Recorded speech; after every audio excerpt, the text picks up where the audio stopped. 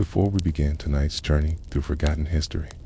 If you enjoy these long, calming documentaries, make sure to subscribe to the channel. It helps us create more hours of quiet storytelling for you. And, if you'd like, share in the comments what time it is, where you're listening, and where you're watching from. We love seeing how people all around the world join together in these quiet moments. Now, let's begin. Asterisk, the wind moves endlessly across the grasslands. There are no mountains to block it, no forests to soften it, only the rolling seas of grass stretching to every horizon.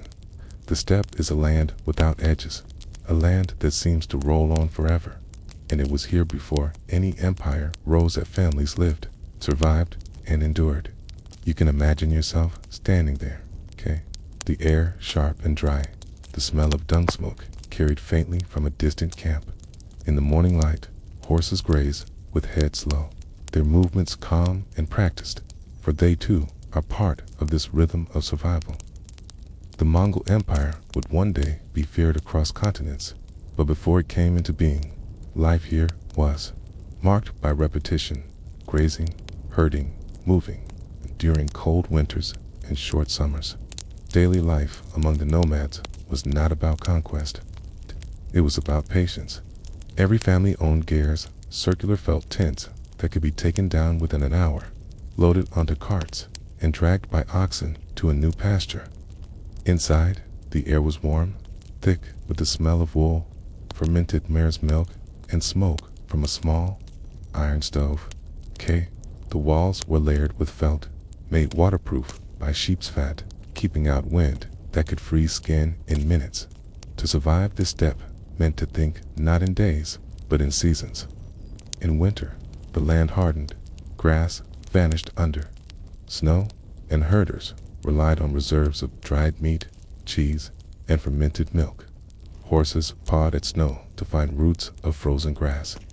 In summer, families moved constantly, searching for greener pasture. For animals thrived or died based on grass alone. Each household measured wealth not in coins, but in livestock. Sheep gave milk, wool, and meat. Horses gave mobility and status. Camels and oxen bore burdens. Family survival was visible in the size of its herds. And disputes often began with accusations of theft. Life was also marked by kinship and hierarchy. Small clans gathered under leaders, khans of no great renown, men who had to balance generosity with strength. Hospitality was expected. A guest could enter your tent uninvited, be offered food, and rest by the fire. Yet, beyond the warmth of hospitality was suspicion. Resources were scarce. Every stranger could mean trouble. Children grew into this rhythm with tasks from their earliest years. Boys rode horses by the time they could walk, often given a small sheep or goat to tend as practice. Girls learned to milk animals, prepare hides, and sew felt into garments. Survival depended on labor spread evenly across the family. There was no idle season. The tools of daily life were simple, but each carried centuries of refinement. Bows made from layers of horn, wood, and sinew could pierce armor at 100 paces. Yet, they were as much a hunting tool as a weapon of war. Knives were used for everything: cutting hides, carving wood, preparing meat. Iron was rare, imported by trade or seized in raids, and thus treasured. Religion, too, had its quiet presence. The sky itself, Tingri, was seen as the eternal blue, a god above all others. Shamans performed rituals with drum and chant, calling upon spirits of ancestors and earth. Yet religion was less about sacred buildings.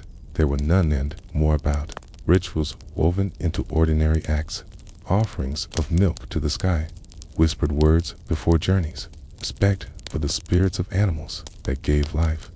What is striking, when you linger on these details, is how little in their lives pointed toward empire. No vast cities, no carved monuments, no written records left in stone. Only herds moving, fires burning, content rising and falling with the seasons. And yet, from this seemingly fragile rhythm of existence would one day rise the largest contiguous empire the world had ever seen. But what was it in this life, this endless steppe of grass and wind, that hardened families into people who could survive famine, travel thousands of miles, and endure war beyond imagination? Asterisk, the world of the steppe was built on movement. To live in one place for too long was to invite disaster, for animals would eat the grass bare, water would turn scarce, and disease could sweep through herds that stood too long in their own waste. Families learned to read the land in ways outsiders often fail to understand. A patch of grass might look rich and green to a stranger, but a seasoned herder would know whether it had the root strength to last through a week of grazing. The survival of a clan depended on such quiet knowledge, passed not in books, but in gestures, in words exchanged over campfires. In the watchful eyes of children observing parents, the distances were vast, yet the clans were not isolated. The steppe was crisscrossed by invisible trails of migration. Camps rose and fell like waves, and at certain seasons, groups would gather, bringing together herds, families, and rituals. These gatherings were not merely social, they were essential for maintaining alliances, settling disputes, and arranging marriages. Marriage itself was rarely romantic in the modern sense. It was a transaction of survival and status. Families traded daughters to strengthen alliances, and bride prices, often paid in horses or livestock, cemented the bond between clans.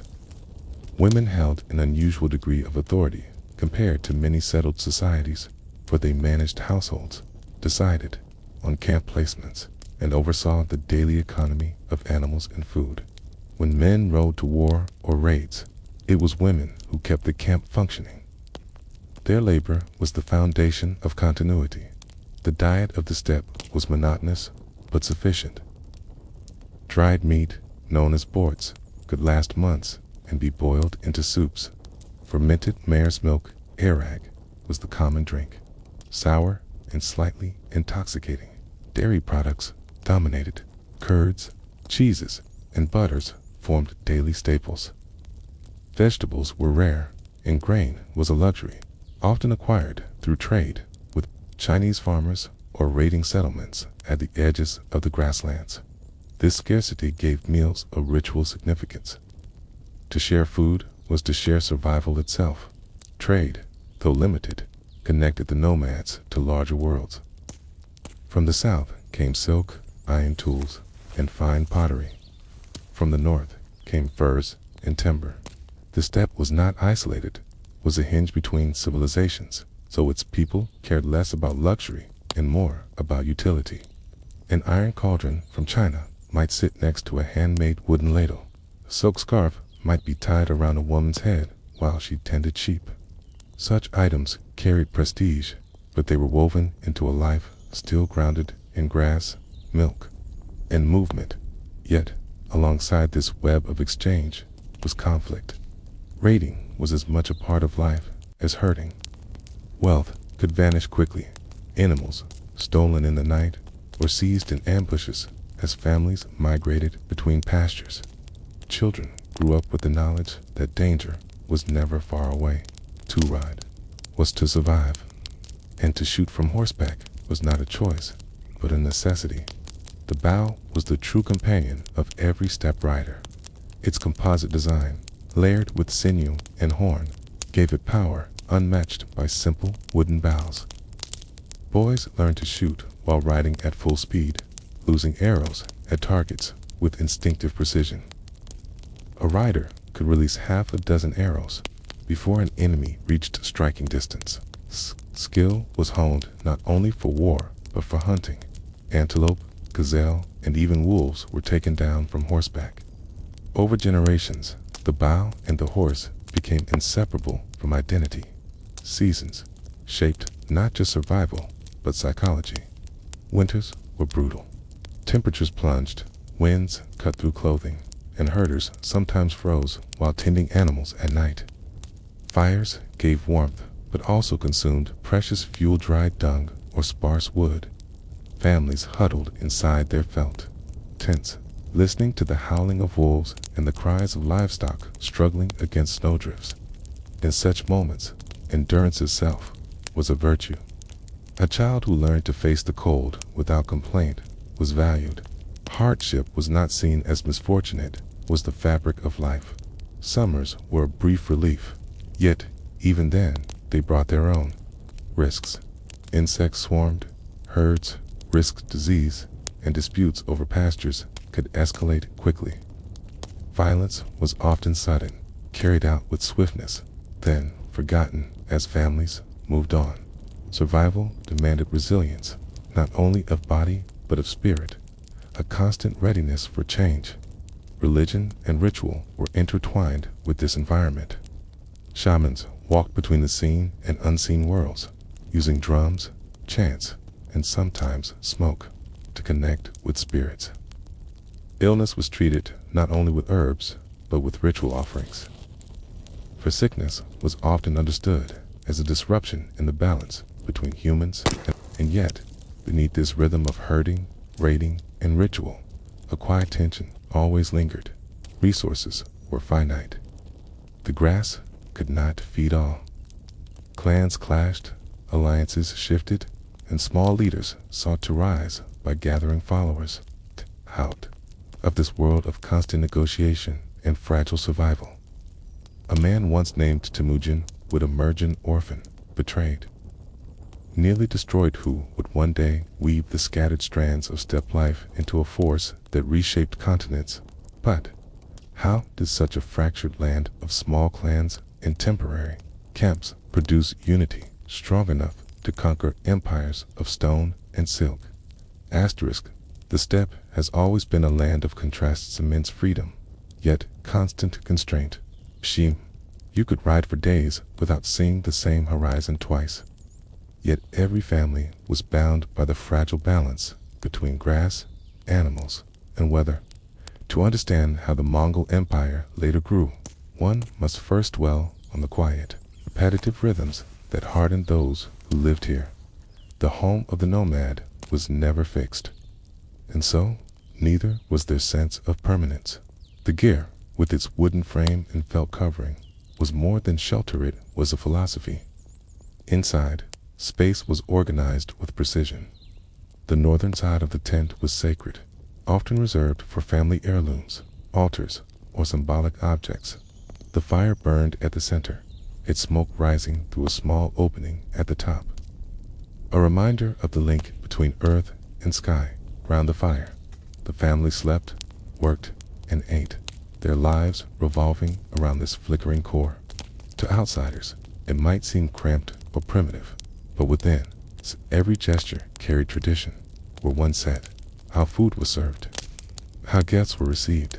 The materials of daily life reflected the land, felt pressed from wool and hardened by water and beating, insulated against cold and heat. Leather was everywhere: boots, belts, bridles. Wood, though rare, was prized and shaped into bowls, spoons, and tent poles. Metal was scarce enough that even a single knife could become a family treasure, sharpened again and again until its edge was no more. These objects, so ordinary, were the foundations of survival, and they were carried from one pasture to the next, season after season. The horse was the true axis of life, not only a means of travel, it was a constant companion. Herds provided milk, meat, and hides. Riders drank the blood of their horses in desperate times, making small cuts in a vein without killing the animal. Every child learned to ride, too, balance on the moving body of a horse as naturally as walking. To stand on one's feet was a minor skill. To ride was essential. Steppe horses were small but sturdy, able to endure harsh climates, travel great distances, and survive on minimal forage. They were not bred for beauty, but for resilience. This close bond with horses created a mobility that outsiders struggled to comprehend. A family could pack its possessions in hours, mount animals, and vanish across the horizon, leaving behind no trace but flattened grass and ashes from a fire. Enemies who thought to conquer this steppe often found nothing to hold. No cities, two seas, no walls to breach, only an empty expanse that yielded nothing to control. This mobility was not merely practical. It was a way of thinking. Nothing permanent, everything adaptable. The social order reflected this mobility and fragility. Authority was fluid. Khans were leaders by consent as much as by strength. Loyalty was earned through generosity, skill, and charisma. A leader who failed to provide plunder or protection could lose followers as quickly as he gained them. This instability meant that clans rose and fell with dizzying speed, alliances shifting like wind across grass.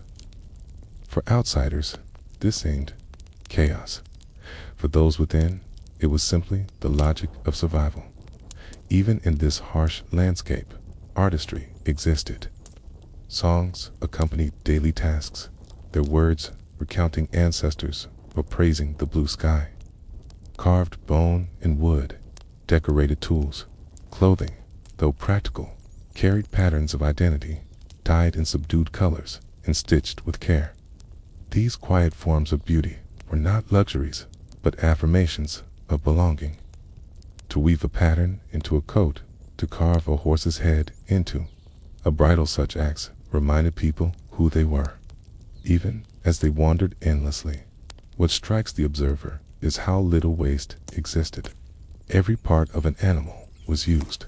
Flesh became food, hides became clothing, sinew became bowstrings, bones became tools, even dung became fuel. Nothing could be discarded. The land gave sparingly, and so every gift was stretched to its limit. Waste was not only impractical, but dishonorable, a failure to respect the delicate balance of survival. This balance was never guaranteed. A single storm could wipe out herds. A sudden drought could force migration hundreds of miles. Famine lingered, always at the edges of memory. People learned to endure hunger, to accept that days of plenty were followed by days of emptiness. This endurance was not seen as misfortune, but as proof of character. To endure without complaint was to live rightly under the eternal sky. And yet, despite the harshness, there was a sense of freedom unimaginable to those who lived in walled cities. No taxes were demanded by distant rulers. No fields bound families to one patch of earth. The horizon itself was the only boundary. Families could wander until they found better pasture, shift alliances when they sought stronger protection, and move on when conflict threatened. This independence came at a cost: constant vigilance, constant labor, but it also instilled a fierce sense of self-reliance. The seeds of empire were sown here, though unseen. The skills honed by ordinary survival: endurance, mobility, adaptability, loyalty to kin, suspicion of outsiders, were the very skills that later made conquest possible. The bow in a child's hand, the instinct to move swiftly at dawn, the ability to live with little and to endure long stretches of hunger. These were not military lessons, but daily life. And yet, they would become the foundation of armies that swept across continents. When we think of empires, we often think of cities, palaces, and roads. But the Mongol Empire began with none of these. Kate began with children learning to ride in snowstorms, with families sharing bowls of fermented milk under felt roofs, with herders watching the horizon for raiders. From this world of felt tents, horse herds, came, in fragile survival, came the men and women who would alter history. As the 13th century approached, the steppe was still divided, still fragmented by rival clans and shifting alliances. No one yet imagined that a single leader could unite them all. And yet, the conditions were already there: the endurance, the skills, the mobility, the hunger for survival. All that was needed was a figure strong enough, desperate enough, and determined enough to bind these threads together. How could such a vast, scattered, fragile world built only on grass, horses, and felt suddenly transform into the engine of one of history's greatest empires. Asterisk on the steppe. Survival was fragile, even in the best of times. For one boy named Temüjin, born around the year 1162. Survival was not merely fragile, it was nearly impossible. He would one day be remembered as Genghis Khan, a name spoken with awe and fear across continents.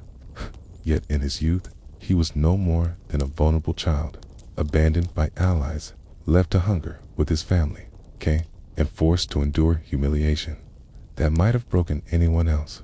The story begins with his father, Yasuge, a minor chieftain of the Borjigin clan. In the fragmented politics of the steppe, Yasuge was no great ruler, but he held enough power to protect his family. When Temüjin was born, Yasuge named him after a captured enemy, a sign of respect for strength and perhaps a wish that the boy would inherit it. From the start, Temüjin's life was tied to violence, rivalry, and survival. Childhood in a nomadic family was never easy, but for Temüjin, it was marked by both privilege and vulnerability. He learned to ride almost as soon as he could walk, clutching the coarse mane of a steppe pony as he bounced along the grass. He learned to handle a bow, to hunt, to tend sheep and goats. He also learned the importance of alliances for clans, survived not by strength alone, but by weaving themselves into networks of kinship. To secure the family's exile was not only physical, but social. On the steppe, to be without allies was to be prey. Other clans raided them, stole their animals, and left them with nothing. Childhood was one of humiliation. Once the son of a chieftain, now scavenging at the edges of survival. This harsh beginning carved into him a relentless determination. Never again would he allow himself to be so powerless. Even within his own family, conflict simmered. Temüjin quarreled with his half-brother, Bektar, over authority. The rivalry turned violent in a moment that revealed both the cruelty and the necessity of steppe life. Temüjin killed Bektar, ensuring his dominance among the brothers. It was an act that bound him to guilt, but also secured his leadership. Authority, even in a family, was not given, was taken. As Temüjin grew into adolescence, he began to gather small bands of followers.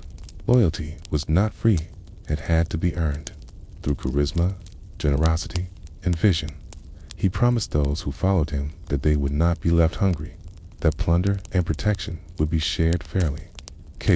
This was a radical departure from older customs, where leaders often hoarded wealth and treated followers as expendable. Temüjin's promise of shared reward planted the seeds of something new, even if at the time it was no more than a handful of desperate young men banding together for survival. The hardships of his youth forged qualities that others began to notice. He was not the strongest rider, nor the most skilled archer, but he had endurance. He could withstand hunger longer than most. He could bear humiliation and still rise again. And he possessed an unusual ability to see beyond the moment to imagine unity where others saw only endless feuds. But the road ahead was far from certain. Rival clans remembered his father's power and feared his potential. Some sought to crush him before he grew too strong. Temüjin was captured, shackled with a wooden collar, and treated as a slave. For days, he lived as a prisoner, dragged from camp to camp, mocked and beaten. Yet, even in this humiliation, he did not break. He watched, waited, and one night, with the help of a sympathetic guard, he escaped into the darkness. To live, he had to be silent, cautious, invisible. This escape became a turning point. Having endured the lowest point, exile, hunger, slavery, he began to rebuild. Slowly, carefully, he forged alliances. He sought out men who had also known betrayal, who had been cast aside, who hungered for something greater. He offered them not just food or safety, but a vision, a future where loyalty would be rewarded, or betrayal would be punished, where the chaos of the steppe could be bound into something lasting. What is striking is that in these early years, Temüjin was still no conqueror. He was simply a survivor, clawing back from the edge of destruction. His empire was not yet imagined. What he sought was security for himself, his mother, his brothers, and those few who chose to stand by him. Yet, in the harsh logic of the steppe, even this modest goal demanded violence, courage, and relentless will. Standing on the edge of adolescence, with little more than a handful of followers, Temüjin had no guarantee of success. Many before him had tried to rise from obscurity, only to be crushed by stronger tribes. And yet, something about his endurance, his refusal to yield, marked him as different. Was it fate, or merely hunger, that drove a boy from exile and near starvation to begin a journey that would soon reshape the entire world? To understand Temüjin's rise, one must first understand the fractured politics of the steppe. The Mongolian plateau of the 12th century was a mosaic of tribe status, merkits, nomads, couriers, and countless smaller clans, each with its own leaders, grievances, and shifting alliances. No single ruler could command them all for long. Power was temporary, dependent on charisma, raids, and the ability to distribute loot. The land itself, wide and unforgiving, encouraged division. To unite, it seemed impossible. Temüjin emerged from obscurity into this landscape, not by inheritance. His father's death had stripped him of that, but by sheer will. His earliest efforts were focused not on conquest, but on rebuilding the shattered dignity of his family. With only a small circle of companions, he began to approach other leaders, offering loyalty in exchange for recognition. One of his earliest allies was Genghis Khan of the couriers, Tia, sometimes known as Khan. Genghis had once been a friend of Yasuge, Spujin's father, and this bond of memory provided Temüjin a foothold in politics. Yet, alliances were fragile. They had to be nourished with tribute, loyalty, and shared victories. Temüjin, unlike many others, did not rely solely on family ties. He began to practice a new kind of politics, one built on merit.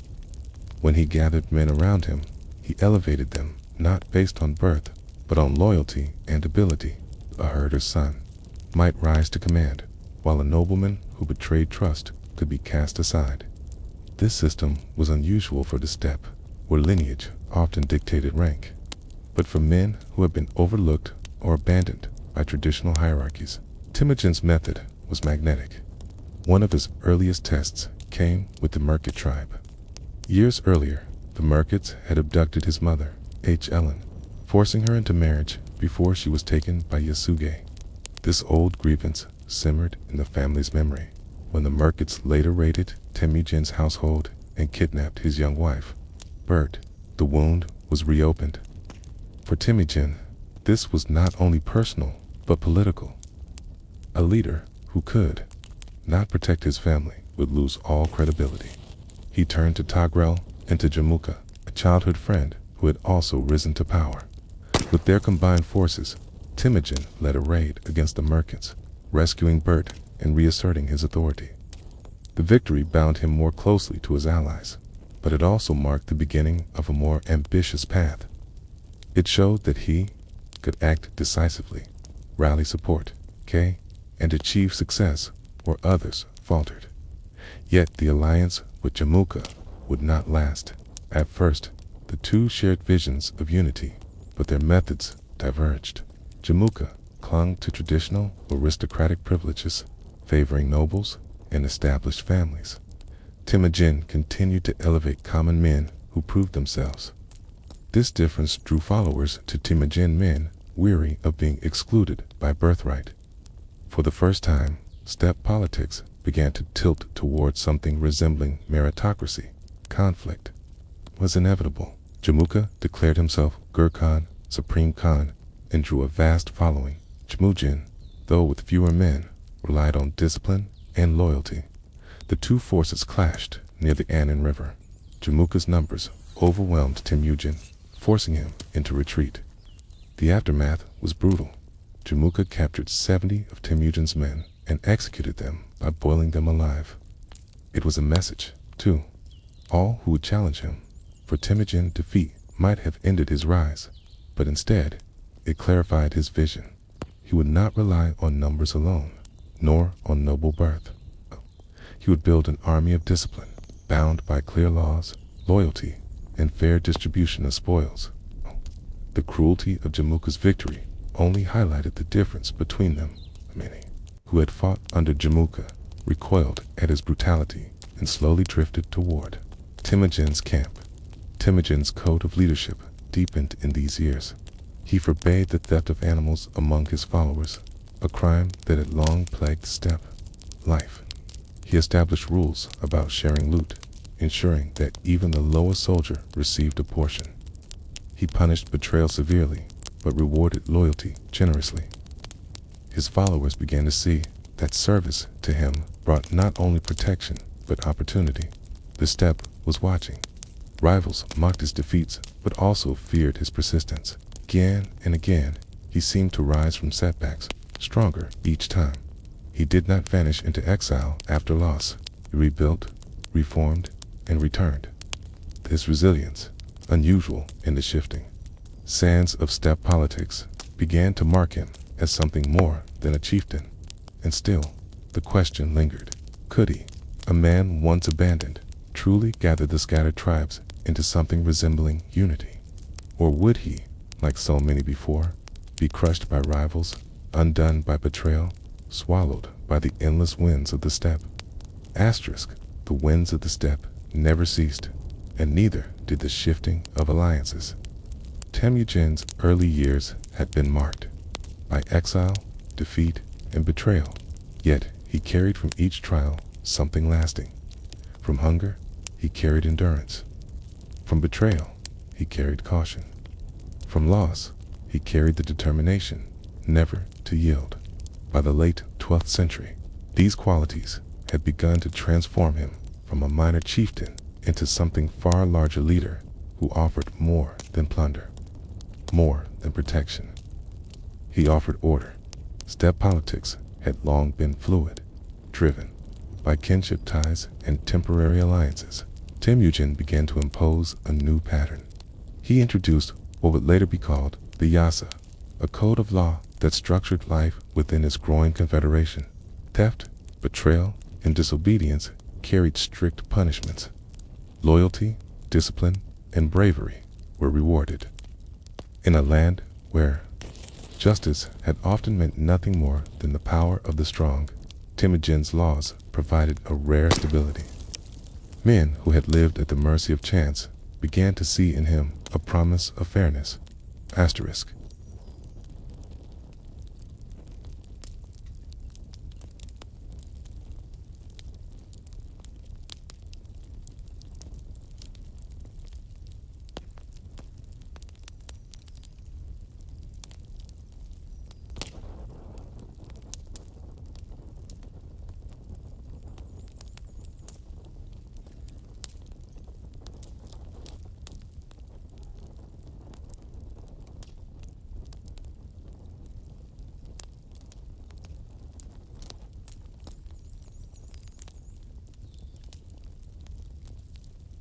Central to his vision was the Andabon's worn brotherhood. While kinship by blood had always been the foundation of loyalty, Temüjin elevated personal bonds of trust. A man could pledge himself to Temüjin and be treated as family, even rising above nobles of ancient lineage. This principle drew ambitious and capable men from every corner of the steppe. They were not simply followers, they were partners in a new kind of order. The army that grew around him reflected this transformation. Instead of relying solely on tribal units, he reorganized his forces into groups of 10, 100, 1,000, and 10,000. These units cut across clan lines, binding men not by family, but by shared duty. A soldier might find himself alongside strangers, but discipline and the promise of fair reward held them together. This innovation eroded the power of aristocratic families who had long dominated tribal warfare. Authority shifted from lineage to merit, yet power on the steppe was never secure. Rivals watched Temüjin's rise with suspicion. Some feared his new order would strip them of privilege. Others doubted his ability to sustain unity. The Tatars, ancient enemies of his family, became one of his first targets. With the support of Togrul, his old ally, Temüjin waged a campaign against him, destroying their leadership and incorporating their people into his own ranks. Victory fed momentum, but alliances frayed as quickly as they formed. Togrul himself grew wary of Temüjin's growing strength. Once a patron, he now feared becoming a subordinate.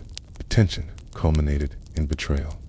When Temüjin sought Togrul's aid against enemies, the older Khan turned against him, striking at the heart of their bond.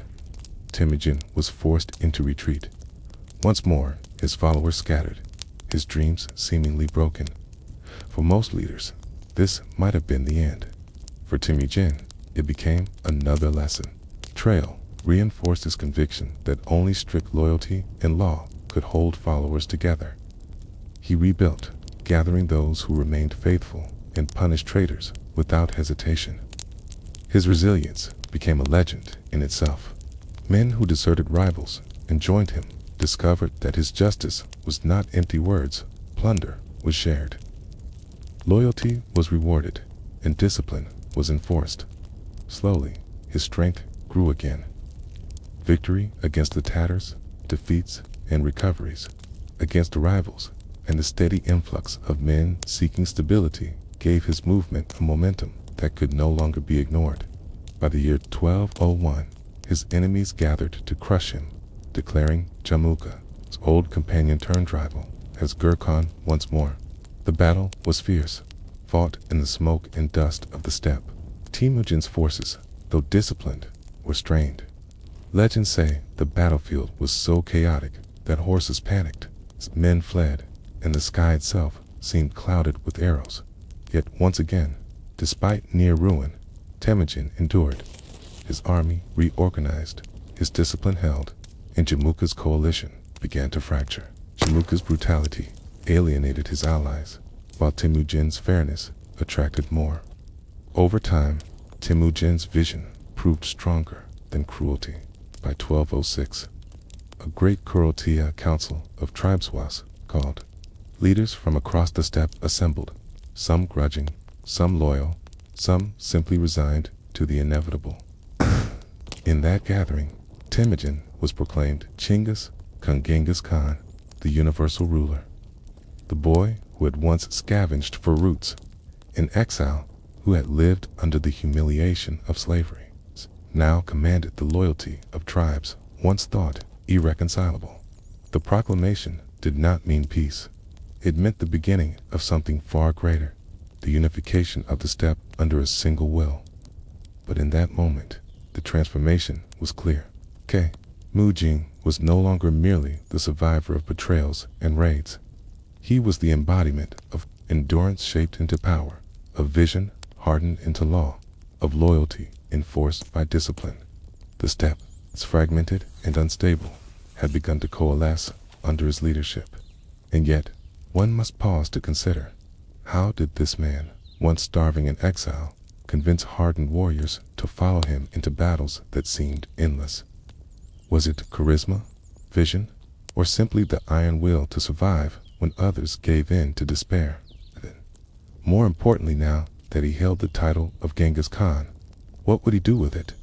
Would unity bring stability to the steppe, or would it unleash a storm that would reach far beyond the grasslands? Asterisk, the riders of the steppe were born into movement. They carried their homes in carts, their wealth on hooves, and their future in the boughs slung across their backs. For generations, their strength had been mobility, the ability to vanish across the horizon before a slower enemy could react. But when Genghis Khan turned his gaze southward, toward the great cities of northern China, he faced a challenge unlike any he had known before. The land itself began to change as his armies advanced. Grasslands gave way to cultivated fields, dotted with villages and lined with irrigation canals. Farmers bent over rows of millet and wheat, their lives rooted to the soil in a way no nomad could imagine. For the Mongols, who had grown up chasing herds across the open steppe, the sight of plowed earth and permanent villages was both strange and tempting. Grain was a luxury in their world, a food too heavy to carry and too scarce to depend upon. Now, it stretched in abundance across the plains, but beyond the fields lay something even more alien to the steppe mind: walls, enormous stone walls built to withstand not just raiders, but armies. Zhongdu, the city that would one day become Beijing, was encircled by fortifications so vast they seemed to merge with the horizon. Towers rose at intervals, watchtowers for archers, strongholds for defenders. The Mongols had never built cities, never raised walls. Their weapons were speed and surprise. Against stone, speed was meaningless, and yet Zhongdu was not just a city. It was the capital of the Jin dynasty, a symbol of wealth and authority. To capture it would be to shatter the confidence of the dynasty and open the way for Mongol expansion. Deeper into China, for Genghis Khan, it was not enough to raid the fields and villages. He needed the city itself. The challenge was immense. His warriors were expert horsemen, unmatched in the open field, but a siege demanded patience and technology. Horses could not leap stone walls. Arrows could not break gates of iron. To starve a city required time, and time on the steppe was dangerous. Armies that lingered too long risked losing their herds to exhaustion. Still, Genghis Khan understood that conquest meant adaptation. The old methods of raiding would not be enough, so he turned to knowledge borrowed, seized, and learned from others. The Mongols captured Chinese engineers, artisans skilled in the construction of siege engines. From them, they learned to build catapults, trebuchets, and battering rams. They adapted carts into mobile shelters, covered with hides soaked in water to resist fire. Slowly, a new kind of army began to emerge, not only fast riders of the grasslands, but a force that could stand before walls and bring them down. The Siege of Zhongdu was not swift. It dragged on, season after season, testing the endurance of both besiegers and defenders. Inside the walls, the people of Zhongdu endured hunger, disease, and fear. Grain stores dwindled. Prices for food rose until ordinary families could not afford to eat. Corpses lay unburied in the streets, and the air grew thick with smoke and despair. Outside, the Mongols pressed relentlessly. They built siege towers taller than the walls, rolled them forward under cover of shields, and rained arrows down upon defenders.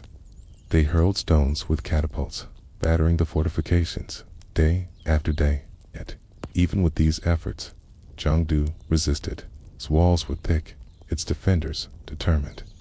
The city had endured sieges before, and many believed it could withstand this one as well. For the Mongols, patience was tested. Their way of life was not built for long sieges. Herds needed grass, warriors needed supplies, and the long wait frayed discipline. Yet, Genghis Khan refused to retreat. To abandon the siege would be to admit weakness, to undermine the authority he had fought so hard to build. He demanded endurance from his men, just as he had demanded it from himself in his youth. As the months turned into years, the pressure mounted. Villages around the city were destroyed, their fields trampled, their people slaughtered or enslaved. No relief armies could break through. The Mongols swept them aside with their cavalry. Slowly, the isolation of Zhongdu became total.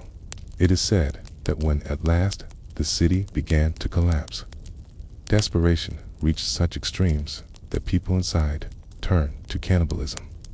Whether true or exaggerated, the stories reflect the horror of a siege that ground down all resistance. In the end, the walls that had once seemed invincible could not protect the people within. The gates were breached, the city taken. Fire consumed what stone could not resist. The capital of the Jin dynasty fell to the riders of the steppe. For the Mongols, the fall of Zhongdu was more than a victory. It was proof that no wall, however high, could ultimately withstand their determination. The fall of Zhongdu did not come suddenly. It was a slow unraveling, a grinding struggle of endurance that stretched across seasons. For the people within the city, every day became a question of survival. For the Mongols outside, every day was a test of patience. What had once been a clash of armies turned into a war of hunger, time, and will. The walls of Zhongdu stood as symbols of permanence. Built of stone, reinforced with brick, and strengthened over generations, they had been raised to guard against the very horsemen who now encircled them. Within, life had once flowed with the rhythm of a capital market bustling with silk and spices. Officials moving through wide avenues, temples alive with the sound of gongs. Now those same streets echoed with silence broken only by the cries of the hungry dot. As weeks stretched into months, grain became more precious than gold. Families who had once dined on rice and meat now boiled grass, leather, and bark to make broth. The wealthy hoarded supplies, while the poor scavenged in desperation. Animals vanished first, slaughtered for food. Dogs and cats, once companions, were eaten. Rats, once pests, became a resource. For many, there was simply nothing left. Disease followed hunger. Weak bodies became easy prey for sickness. Dysentery spread in cramped quarters. Corpses were left unburied, filling the air with the stench that clung to every street. Fear became constant. People whispered of cannibalism, of neighbors disappearing in the night, of the unbearable choices families were forced to make. Whether exaggerated or not, the rumors reflected the truth. Zhongdu was dying from within. Outside the walls, the Mongols maintained their grip. Camps shifted like shadows, moving herds to new pastures while keeping the siege tight. Discipline was enforced by Genghis Khan's strict rules.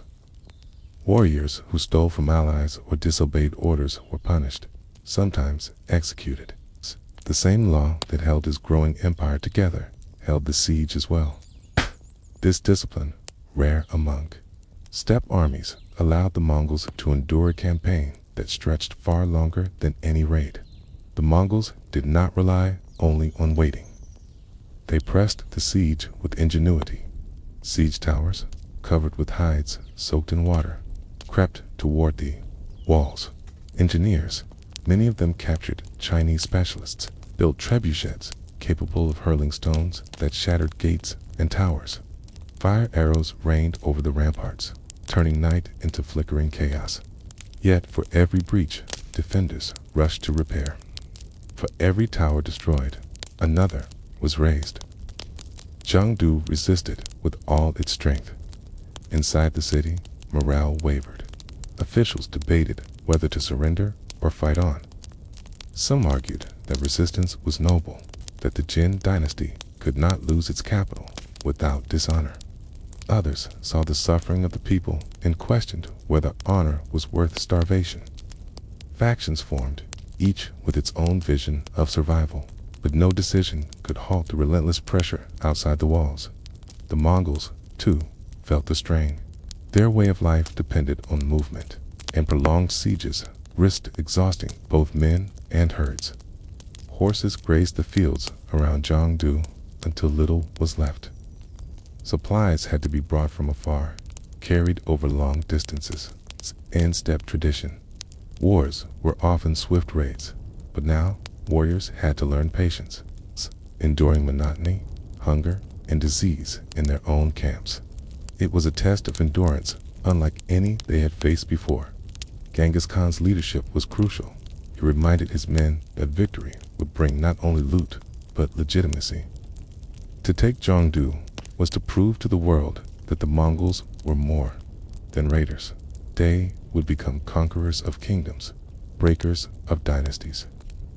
The promise of glory, of wealth, and of stability bound his warriors to him, even as hardships grew. Seasons changed. Winter spit harshly, with winds that cut through leather and felt. Fire smoked under the endless sky, but even in the cold, the siege continued. Summer returned with heat and flies, bringing disease anew. And still, the Mongols remained. For the defenders' hope of relief faded. Armies that might have come to rescue them were defeated in the field. Messengers sent out never returned. The city was isolated, an island of stone surrounded by a sea of enemies. When at last the defenses began to falter, it was not a single breach, but a collapse of endurance. The walls could no longer hold. The gates no longer resist. Food was gone. Soldiers exhausted. The people broken. The Mongols surged through the city, and the discipline that had marked the siege gave way to the fury of conquest. Fires swept the streets, temples were looted, and survivors fled in terror. What had once been the proud capital of the Jin dynasty became a ruin of ash, decay, and silence. The fall of Zhongdu carried meaning beyond the destruction of a city. It marked a turning point in the Mongol conquests. No longer were they simply feared riders of the steppe. They had proven themselves capable of mastering siege warfare, of breaking walls as easily as they had once broken armies in the field. It was a signal to every city across Asia: stone would not save you. Yet one must wonder, what did victory truly mean for the ordinary people caught between wall and horse, for the farmers whose fields were trampled, for the families who starved behind gates of stone, for the women and children carried away into captivity? Was this conquest a reshaping of history, or simply the endless repetition of survival and loss? Asterisk, when the gates of Zhongdu finally fell. The event was not a single moment of triumph, but a slow unraveling of centuries of certainty. For the Jin dynasty, the capital had stood as a symbol of permanence. For the Mongols, its capture was proof that nothing, no wall, no stone, no city, was beyond their reach. The smoke rising from Zhongdu marked more than a victory. Marked a change in the balance of the world. The aftermath was brutal. Accounts speak of the streets filled with bodies, of flames consuming entire districts, of temples desecrated and palaces plundered. The Mongols, once dismissed as raiders of livestock and villages, demonstrated that they could take the heart of a dynasty. The fall of Zhongdu echoed across Asia, sending ripples of fear into every walled city. And yet, amid the violence, the Mongols also revealed their discipline. Unlike the chaotic plunder of many raiding armies, Genghis Khan imposed rules. Loot was gathered, divided according to rank and contribution. Soldiers were forbidden from hoarding at the expense of their comrades. Captured artisans and engineers were spared and incorporated into the growing empire. Even in conquest, order was demanded. For the Mongols, this discipline was as important as victory itself, ensured that loyalty to the Khan remained unshaken. The city, once vibrant with markets and officials, was reshaped into a symbol of Mongol authority. Those who survived became part of the machinery of empire. Craftsmen were carried north to work for the Khan. Scholars were put to use, recording histories, creating laws, and translating texts. The Mongols, though destroyers of walls, also became collectors of knowledge. Each conquest brought not only territory, but expertise. For the people of the steppe, the fall of Zhongdu carried lessons too. It showed that the nomadic way of life could adapt to challenges beyond the grasslands. The horsemen had learned to use siege engines to command patience, to endure the monotony of prolonged warfare. This adaptability became one of their greatest strengths. No enemy could dismiss them as mere raiders again. For China, the loss of Zhongdu was a wound that would not heal quickly. The Jin dynasty retreated southward, clinging to what remained of its power. Farmers in the north, caught between dynasties and conquerors, endured years of upheaval. Crops were destroyed, villages abandoned, families scattered. For them, empire was not an abstract struggle of rulers, but a daily reality of hunger, fear, and uncertainty.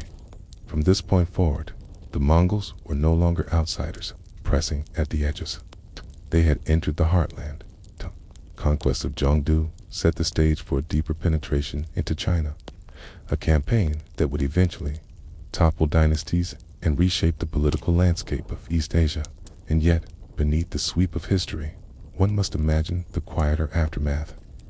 A farmer returning to his ruined village, searching for tools to salvage. Mother, clutching her child, walking north as part of a column of captives. Soldier, once sworn to defend the walls, now forced to serve the conquerors. These lives, rarely recorded, carried the true cost of conquest. The Siege of Zhongdu was not simply a clash of armies. It was the collision of two ways of life, the nomadic world of riders and the settled world of cities. The walls of Zhongdu, which had seemed eternal, could not withstand that collision. The lesson was clear: mobility and discipline could break stone. As the smoke cleared and the Mongols tightened their grip, question lingered over the ashes of Zhongdu. If the horsemen of the steppe could bring down one of the greatest cities of China, what city on earth could truly consider itself safe? Asterisk, the Mongol Empire is often remembered for its armies, for the thunder of hooves and the devastation of cities. Yet the true power of empire was not only in conquest, but in connection. Two rule lands stretching from China to the edges of Europe required more than bows and horses. It required communication. And so, out of the dust of conquest, the Mongols built something remarkable: the yam, courier system that bound together the vastness of their dominion. The steppe had always been a land of distance. Families moved with herds across open plains. Clans drifted apart and reunited, and messages often traveled only as fast as the rider carrying them. In the early days, a man might ride for days to deliver news, depending only on his endurance and his horse. But when Genghis Khan united the tribes and expanded into kingdoms, he faced a challenge far greater than leading warriors. How could he control lands that stretched for thousands of miles? The answer was speed. The Mongols were masters of mobility, and they applied this mastery to communication. The yam was a relay network of stations, stretching across deserts, forests, mountains, and plains. At each station, fresh horses waited, along with food, shelter, and supplies. A courier could ride a horse to exhaustion, then exchange it for a fresh mount and continue without delay. In this way, messages could travel astonishing distances, hundreds of miles in a single day. Weeks across continents. Imagine the scene. A lone rider galloping hard, dust trailing behind him, his leather satchel tied securely to his side. Horse froths at the mouth, its sides heaving, yet he does not slow. Ahead lies a wooden post house, a simple structure marked by banners. The rider leaps from his saddle, thrusts the satchel to the next courier, and within moments, another horse is pounding down the road. The first rider collapses with exhaustion, but the message does not pause. It flies onward, carried by fresh legs, unbroken until it reaches its destination. This system was not built overnight.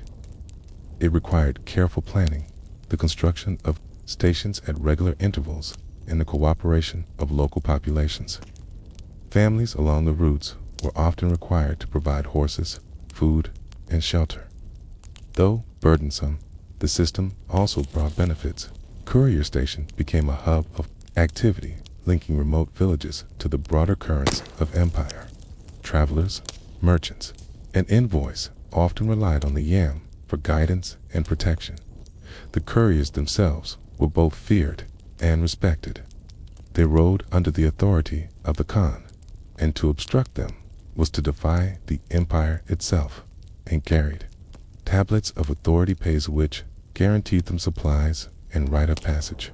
With a pesa, a courier could demand a fresh horse, food, or shelter from any subject of the empire.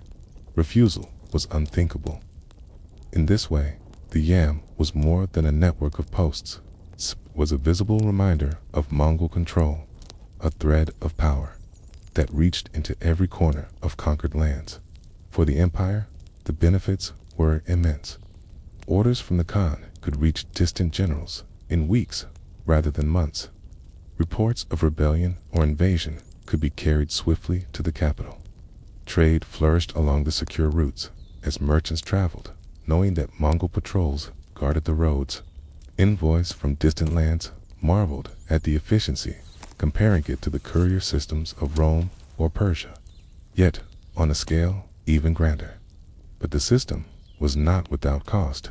Horses were consumed in staggering numbers, ridden to exhaustion and replaced again and again.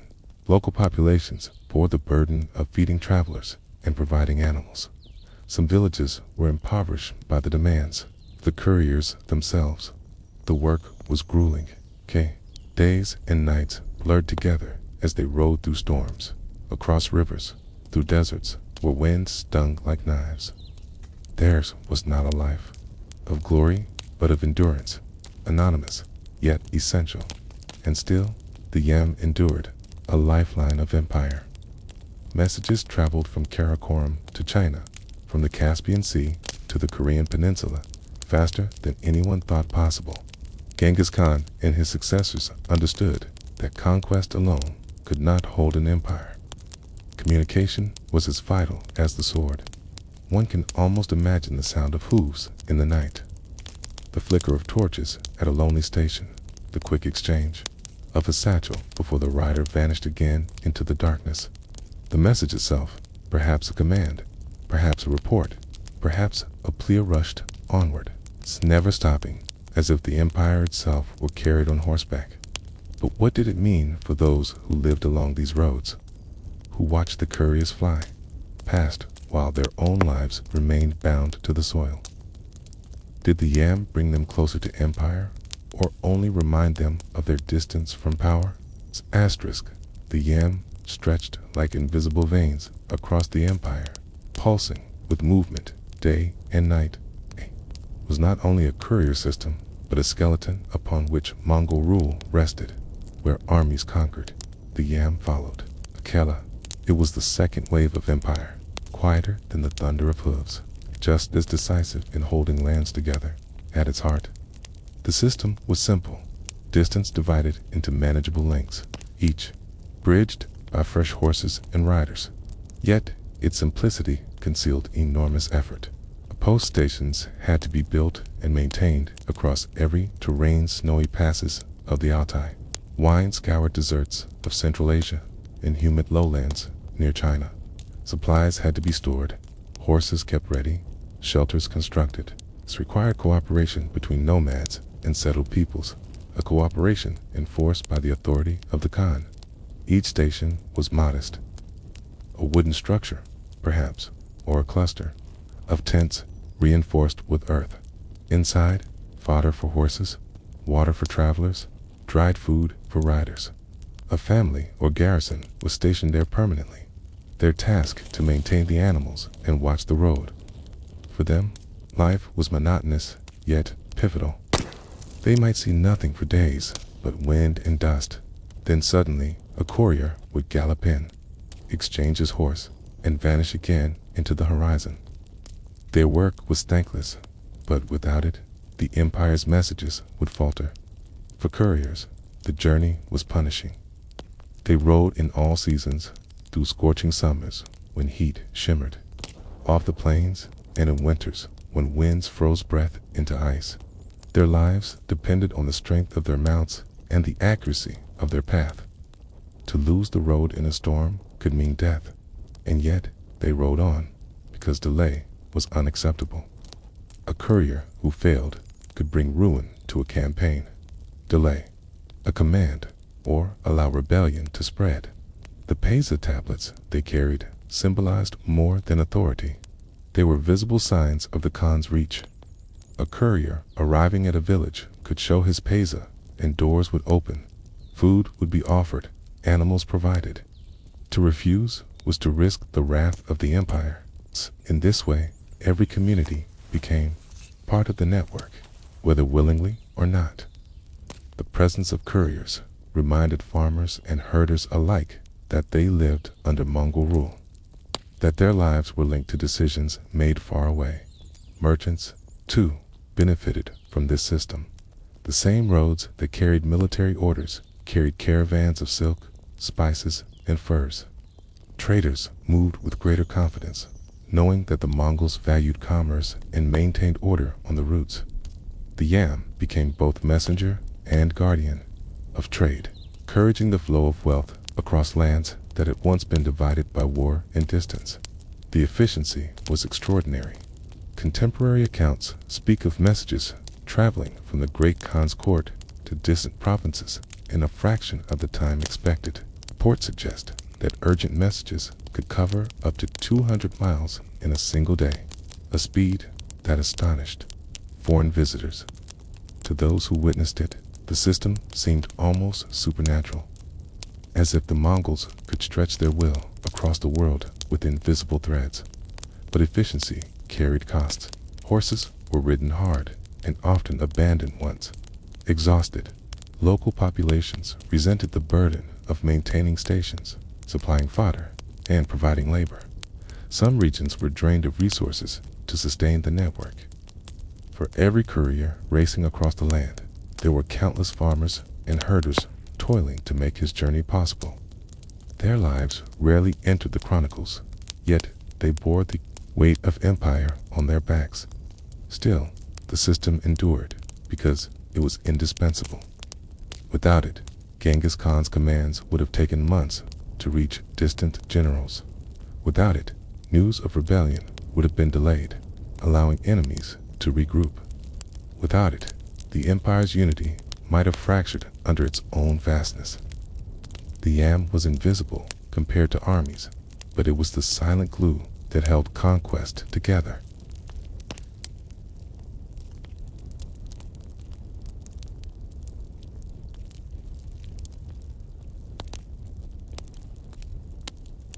The yam was more than a road. It was the nervous system of the Mongol Empire, carrying signals from the center to the edges, binding together lands that otherwise had little in common. When we look back on the vastness of the empire, from the forests of Siberia to the cities of Persia, from the coasts of China to the plains of Hungary, it is tempting to imagine it as a collection of conquered lands held together only by fear. But beneath the terror of conquest, there was also order. That order traveled by horse, by dust, by the hands of couriers who vanished as quickly as they appeared. For merchants, the yam transformed the experience of trade. Caravans that once inched slowly through dangerous borderlands now moved under the shadow of Mongol patrols and with access to post stations. They could find fodder for their animals, food for their men, and a measure of safety in distant lands. The routes that had once been broken by hostile tribes became continuous threads of connection.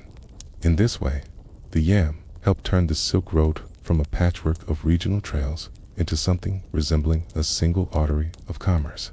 Caves flowed with new speed, but so too did ideas, religions, technologies, and stories that traveled alongside.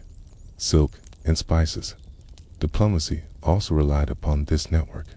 Envoys from distant kingdoms, Persians, Russians, even Europeans marveled at the efficiency of Mongol communication. Letters, sealed in Karakoram, could reach the Middle East in weeks. Orders dispatched from China could be answered by generals on the far western steppe within the same season. In an age when most rulers struggled to project their will beyond a few hundred miles, the Mongol Khans could command an empire of continents. This was not magic. It was the Yamdad. The system also carried knowledge, reports on local harvests, census, records, tallies of taxes, and inventories of herds all moved through these roads. For a nomadic people who had once lived without writing, the Mongols quickly understood the power of record keeping. Paper, ink, and seals became tools of empire as vital as bows and arrows. And yet, the couriers themselves remained mostly illiterate, carrying messages they could not read, entrusted with secrets they would never know. Their task was to ride, nothing more. The burdens of the system never disappeared. Villages along the routes continued to bear the costs of feeding horses and supplying riders. Some saw the stations as lifelines of commerce, others as drains on their survival. Farmers could be forced to give up grain in lean years, herders to surrender their best animals. For them, the yam was not the romance of distant conquest, but the intrusion of empire into their daily lives. Yet, despite resentment, the network endured for more than a century, outlasting Genghis Khan himself. His successors expanded and maintained it, recognizing that their rule would crumble without it.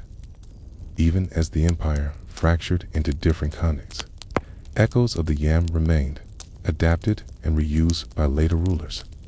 One can imagine the quiet persistence of the system.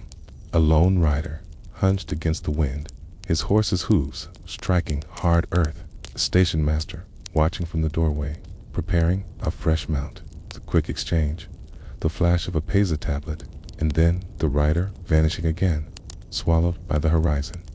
These moments, repeated endlessly across thousands of miles, kept the empire alive. In the end, the yam reminds us that empires are not held together by battles alone. They endure for a time because of the invisible structures that connect people across distance: roads, posts, horses, and letters.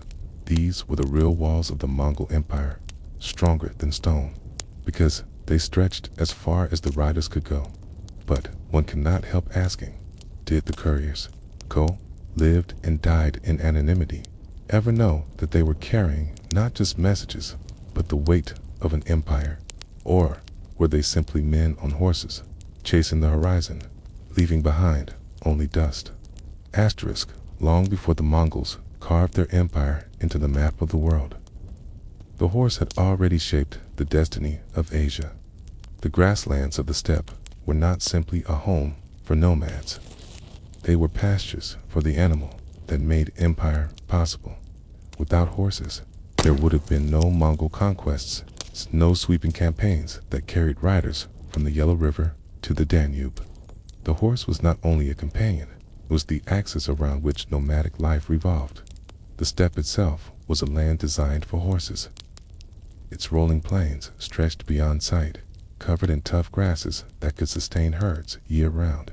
Unlike the dense forests of Europe or the deserts of Arabia, the steppe was open, unbroken, a natural pasture that invited constant movement. Horses thrived here, and because they thrived, people who lived among them learned to shape their lives. Around them, from childhood, Mongols were bound to the saddle. Boys and girls alike learned to ride almost as soon as they could walk. A child might be given a young foal to care for, teaching responsibility through daily tasks of feeding, brushing, and tending. Soon enough, that same child would be perched, bareback, gripping with knees, guiding the animal with instinctive tugs of the reins or shifts of the body. To outsiders, such skill seemed uncanny. To steppe families, it was as natural as breathing. The horse gave more than mobility. It gave milk turned into fermented arag, the sour, intoxicating drink that sustained nomadic households. It gave meat in desperate times, blood drawn without killing in moments of starvation. Its hides became leather for boots and saddles, its hair woven into ropes and reins. Every part of the animal served a purpose, binding human survival to equine strength. But in war, the horse became something greater. Mounted archery turned the steppe rider into a weapon unmatched by infantry. A composite bow, short and powerful, could be loosed with deadly accuracy even at full gallop. Mongol riders could shoot backward while retreating, luring enemies into traps. They could fire rapidly, 6 or more arrows in the time it took an enemy to loose one. And always, their horses carried them beyond reach, faster and more enduring than the lumbering armies of settled kingdoms.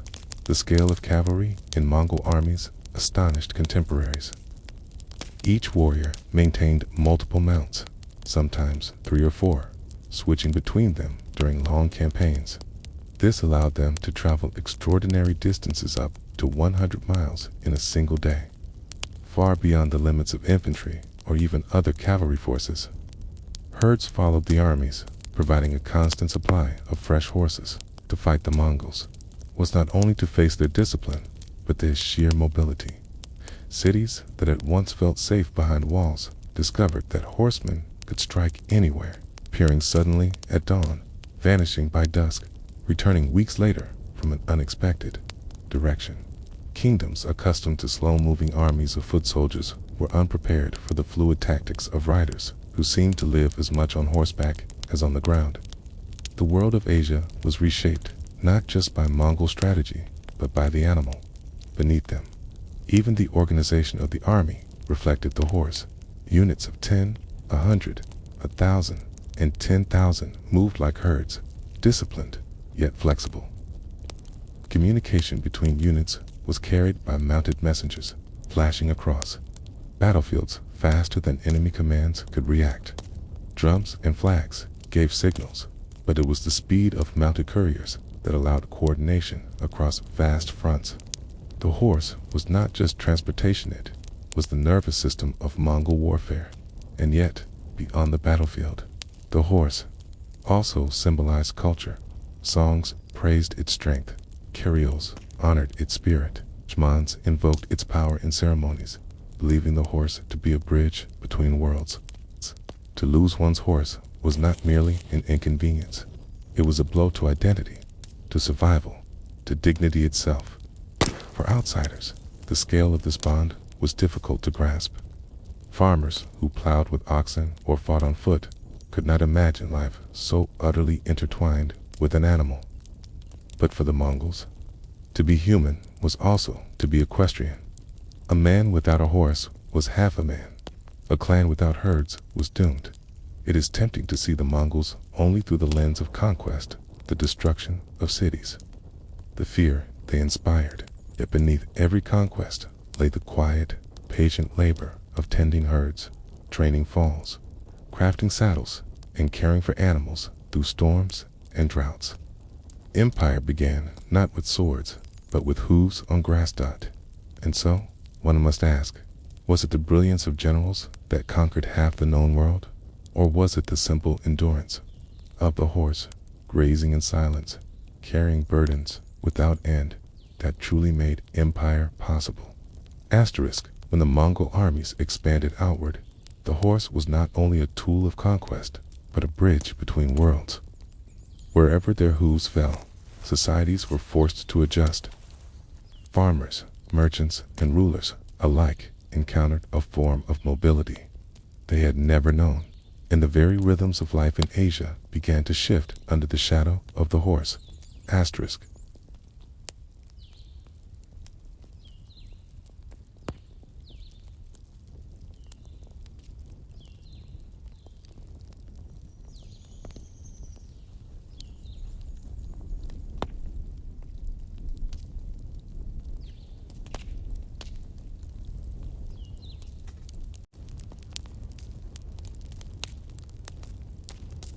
The economy of empire, for instance, depended upon horses as much as armies did. Campaigns required not dozens, but tens of thousands of mounts. A single warrior might maintain 4 or more horses, rotating them to preserve their strength. Armies, numbering into tens of thousands, meant herds numbering in the hundreds of thousands. These herds were both weapon and resource, consuming grasslands as they traveled, reshaping the environment in their path. Supplying such vast numbers required organization. The Mongols seized pastureland wherever they went, often driving away local herders to make room for their own animals. They turned entire regions into grazing zones, integrating local resources into their system of mobility. Villages near campaign routes were required to provide fodder and animals. In this way, conquest was not only about taking cities, but about feeding horses. grass became as valuable as gold. Trade also adapted. The Mongols valued horses not only for war, but as currency in diplomacy and commerce. They traded herds for silk, grain, and luxury goods from China. Horses from the steppe, hardy and enduring, were prized across Asia. Dynasties to the south, including the Chinese courts, had long sought these animals for their own armies. Under Mongol rule, the exchange became systematized. Caravans carried not only silk and spices, but entire herds, driven slowly across plains to be sold in distant markets. The horse thus linked cultures. A Chinese silk merchant might find himself negotiating with steppe herders for animals. A Persian trader might ride a Mongol horse along caravan trails. The animal that had once been the symbol of nomadic isolation became the thread that tied together economies from one end of Asia to the other. Even agriculture felt the influence. In lands where Mongols settled, horses were sometimes integrated into farming, pulling plows or carts. Yet, this was never their primary role. They remained creatures of speed, not labor. Still, their presence reshaped the balance between sedentary and nomadic life. Farmers now lived in the orbit of armies that could appear at any time. Their movements dictated by the demands of herds grazing nearby. Culturally, too, the horse became a symbol of empire.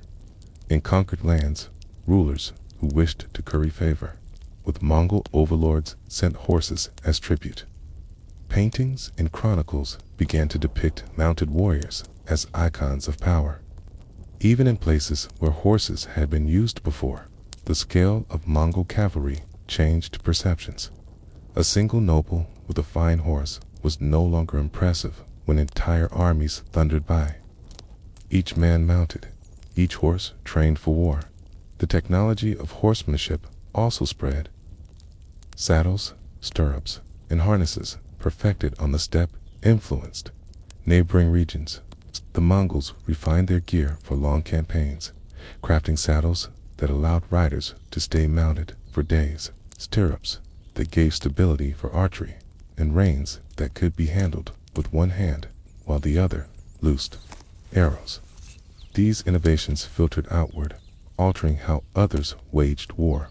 But the influence was not limited to armies. Travel itself changed. Through the Pax Mongolica, merchants and envoys often rode Mongol horses along secure roads. The same endurance that carried warriors into battle now carried trade caravans across deserts and mountains. Letters, too, flew on horseback through the yam system, which depended entirely on herds of swift, sturdy animals. Without horses, the empire's communication network would have collapsed, and yet the reliance on horses carried risks. Droughts could decimate herds, crippling armies. Disease could sweep through animals as easily as through people. Grasslands could be stripped bare, forcing constant movement. This vulnerability meant that the empire's strength was always bound to the environment. The same horse that gave them power also chained them to the fragile balance of pasture and season. Still, the transformation was undeniable. Lands that had once been measured by walking pace or by slow-moving caravans were now tied together by speed. To the settled populations of Asia, the horse became the living emblem of Mongol rule. Swift, disciplined, and relentless. But one might ask, to the people of China, Persia, or Russia, who watched endless columns of horsemen pass, see these animals as marvels of empire or as shadows of fear? For the farmer who lost pasture to Mongol herds, for the villager compelled to feed an army's mounts, the horse was less a symbol of connection and more a burden. Asterisk, the thunder of hooves did more than break armies, it reshaped the psychology of war itself. Across Asia and into Europe, rulers who once believed walls or rivers could shield them discovered that the Mongol horseman was not bound by the same limitations. The cavalry of Genghis Khan became a living storm, moving faster than news of its arrival, striking where least expected, vanishing before counterattacks could form. the very idea of security changed. In earlier centuries, cities relied on fortifications, armies relied on heavy infantry, and kings relied on slow campaigns marked by seasons. The Mongols overturned this rhythm. Their horses allowed them to move year-round, in winter and summer, alike covering distances that seemed impossible. A campaign could begin in Mongolia and end months later on the far side of Persia, with little warning in between. For those who faced them, it felt as though geography itself had been conquered. The psychological effect was immense. Rumors of Mongol armies traveled ahead of them, spreading panic. Villages abandoned fields at the mere suggestion of approaching riders. Fortresses surrendered without resistance, believing defense hopeless. The horse, silent when grazing, became a weapon of fear when multiplied by tens of thousands. The sound of hooves in the distance was enough to unnerve defenders. Tactically, cavalry gave the Mongols unmatched flexibility. They mastered the feigned retreat, galloping away from battle, as though defeated, only to wheel around and encircle pursuers. They used speed to scout terrain, to spread disinformation, to draw enemies into traps. Unlike infantry, tied to the pace of marching feet, cavalry allowed battles to unfold like sudden storms, unpredictable and swift. The organization of their forces, rooted in horsemanship, amplified these tactics. 10,000 horsemen could scatter into small units, raiding across wide regions, then reassemble in days. Communication was carried by riders trained to move between units, ensuring coordination even across vast battlefields. This flexibility baffled opponents who expected armies to move as solid blocks. Instead, they faced a swarm fluid, elusive, and deadly. The consequences rippled far beyond battlefields. Kingdoms reorganized their defenses, investing more in cavalry of their own. European rulers sought stronger horses, heavier armor, and new tactics to counter the speed of Mongol riders. In the Islamic world, cities reinforced walls and built watchtowers along trade routes, desperate to guard against the sudden arrival of riders from the east. In China, dynasties restructured armies, recognizing that infantry alone could not withstand the mobility of steppe warriors. Even diplomacy was reshaped. Tributes often included horses, offered in the hope of appeasing Mongol demands.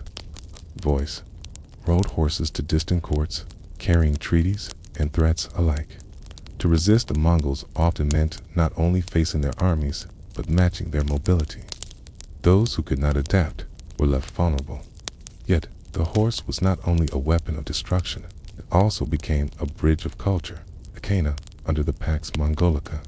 The same cavalry that once devastated cities now patrolled roads, protecting merchants and caravans. The empire's communication system depended entirely on horses, their endurance binding together lands from Korea to the Black Sea. The horse that once symbolized terror came, in time, to symbolize connection. Still, the reliance on cavalry carried limits. When the Mongols pressed into lands unsuited to horses, seasteads, forests, humid jungles, or rugged mountains, their advantage weakened. In Southeast Asia, rains turned fields into mud, sapping the strength of horses unused to such climates. In Vietnam, jungles closed around them, reducing cavalry's power. These struggles showed that even the most powerful weapon had boundaries. That empire itself was always tethered to environment. For the Mongols, however, the horse remained central. Even in palaces, khans surrounded themselves with herds. Horses were honored in rituals, sacrificed at funerals, remembered in songs. The empire might span continents, but its heart still beat to the rhythm of hooves. In the end, the transformation wrought by cavalry was not merely military, it was cultural, economic, psychological.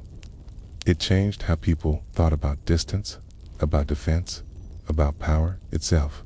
The Mongols taught the world that speed could be as decisive as strength, that mobility could outmatch numbers that the horse-quiet grazer of grasslands could become the foundation of empire. And yet, one must reflect, was it the riders who conquered half the known world, or the animals beneath them? Without the endurance of the horse, without its patience and strength, would the Mongol Empire ever have existed? Or was it, in the end, the horse not the Khans that truly ruled Asia? Asterisk.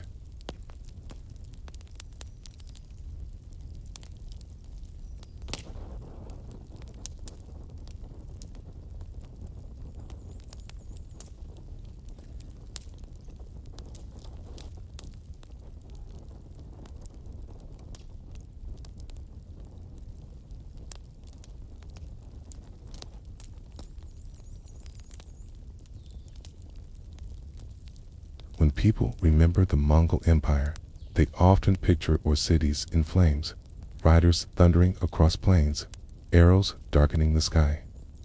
Yet, beneath the storm of conquest, another reality emerged, an age of unusual safety for merchants. The Pax Mongolica, or Mongol peace, was not peace in the sense of quiet villages and gentle diets. It was peace enforced by discipline, by fear, and by the watchful eyes of Mongol patrols. But for those who carried goods across continents, it was a transformation unlike any before. The Silk Road had existed long before the Mongols. Caravans crept slowly across deserts, wound through mountain passes, and threaded their way past hostile tribes and rival kingdoms. Every mile carried risks, bandits, tolls, and the endless uncertainty of crossing lands controlled by dozens of petty rulers. Merchants moved cautiously, their profits eroded by bribes, losses, and delays. Then came the Mongols. By uniting vast territories under a single rule, they swept away many of the old barriers. From the Pacific coast of China to the plains of Hungary, travelers now found themselves within the orbit of one empire. Borders that had once fractured the Silk Road vanished, placed by a continuous expanse of Mongol authority. The Yam courier system that carried messages also protected trade. Merchants could follow routes dotted with stations, finding fodder for animals, food for themselves, and reassurance that patrols watched the roads. Banditry, once rampant, was punished with ruthless efficiency. To attack a caravan was not merely a crime, it was defiance of the Khan, an act punished by execution. Fear of Mongol retribution was enough to keep most threats at bay. Under this enforced order, trade flourished. Its caravans grew larger, carrying silk, porcelain, and tea from China westward, while glassware, textiles, and silver flowed eastward from Persia and Europe. Horses from the steppe, prized for their endurance, were traded for spices from India, paper, printing, and gunpowder spread west. Astronomy, medicine, and art flowed east. The routes became not only paths of commerce, but rivers of ideas. Merchants themselves adapted. Muslim traders from Central Asia became vital intermediaries, linking east and west. Chinese merchants ventured further than before, their caravans guarded by the weight of Mongol authority. Even Europeans, rarely seen on these roads, began to appear. It was through this network that figures like Marco Polo made their way east, carried not by isolated daring, but by the unusual stability of the Pax Mongolica. Yet this prosperity carried costs.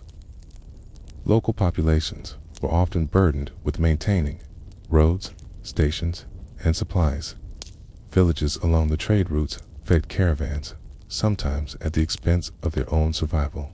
And while merchants enjoyed new freedoms, ordinary farmers lived under the weight of taxes and requisitions. The peace that enriched traders did not always ease the lives of those who sustained it. Still, from the perspective of merchants, the transformation was extraordinary. Goods moved faster, more safely, and in greater volumes than in generations past. The Mongol Empire, built on war, paradoxically became the greatest guarantor of trade the world had yet seen.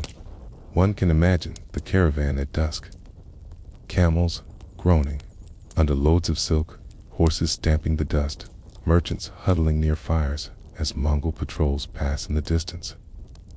The crackle of flames mixes with the jingle of harnesses, the air heavy with the smell of wool and spice.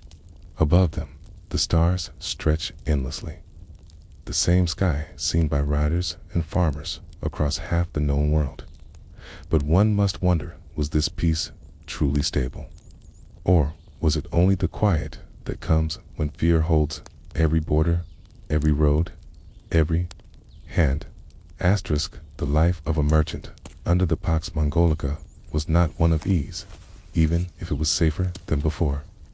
The road was long, the dangers real, and the burdens heavy. Yet, for many, the promise of profit and the possibility of new horizons outweighed the risks. What had once been an unpredictable gamble became, for a generation, a calculated venture sustained by the reach of Mongol power. Caravans were the backbone of this world. A single caravan might include hundreds of camels, horses, and donkeys, laden with bales of silk, jars of oil, sacks of spices, or bundles of furs. Merchants traveled not alone, but in companies, pooling resources and hiring guards. Alongside traders came servants, interpreters, cooks, and scribes, each playing a role in sustaining the long journey. The caravan itself was a moving community, bound together by necessity. The routes were harsh. In the deserts of Central Asia, the heat scorched by day and froze by night. Sandstorms could bury paths, forcing travelers to follow stars or the faint traces of old tracks.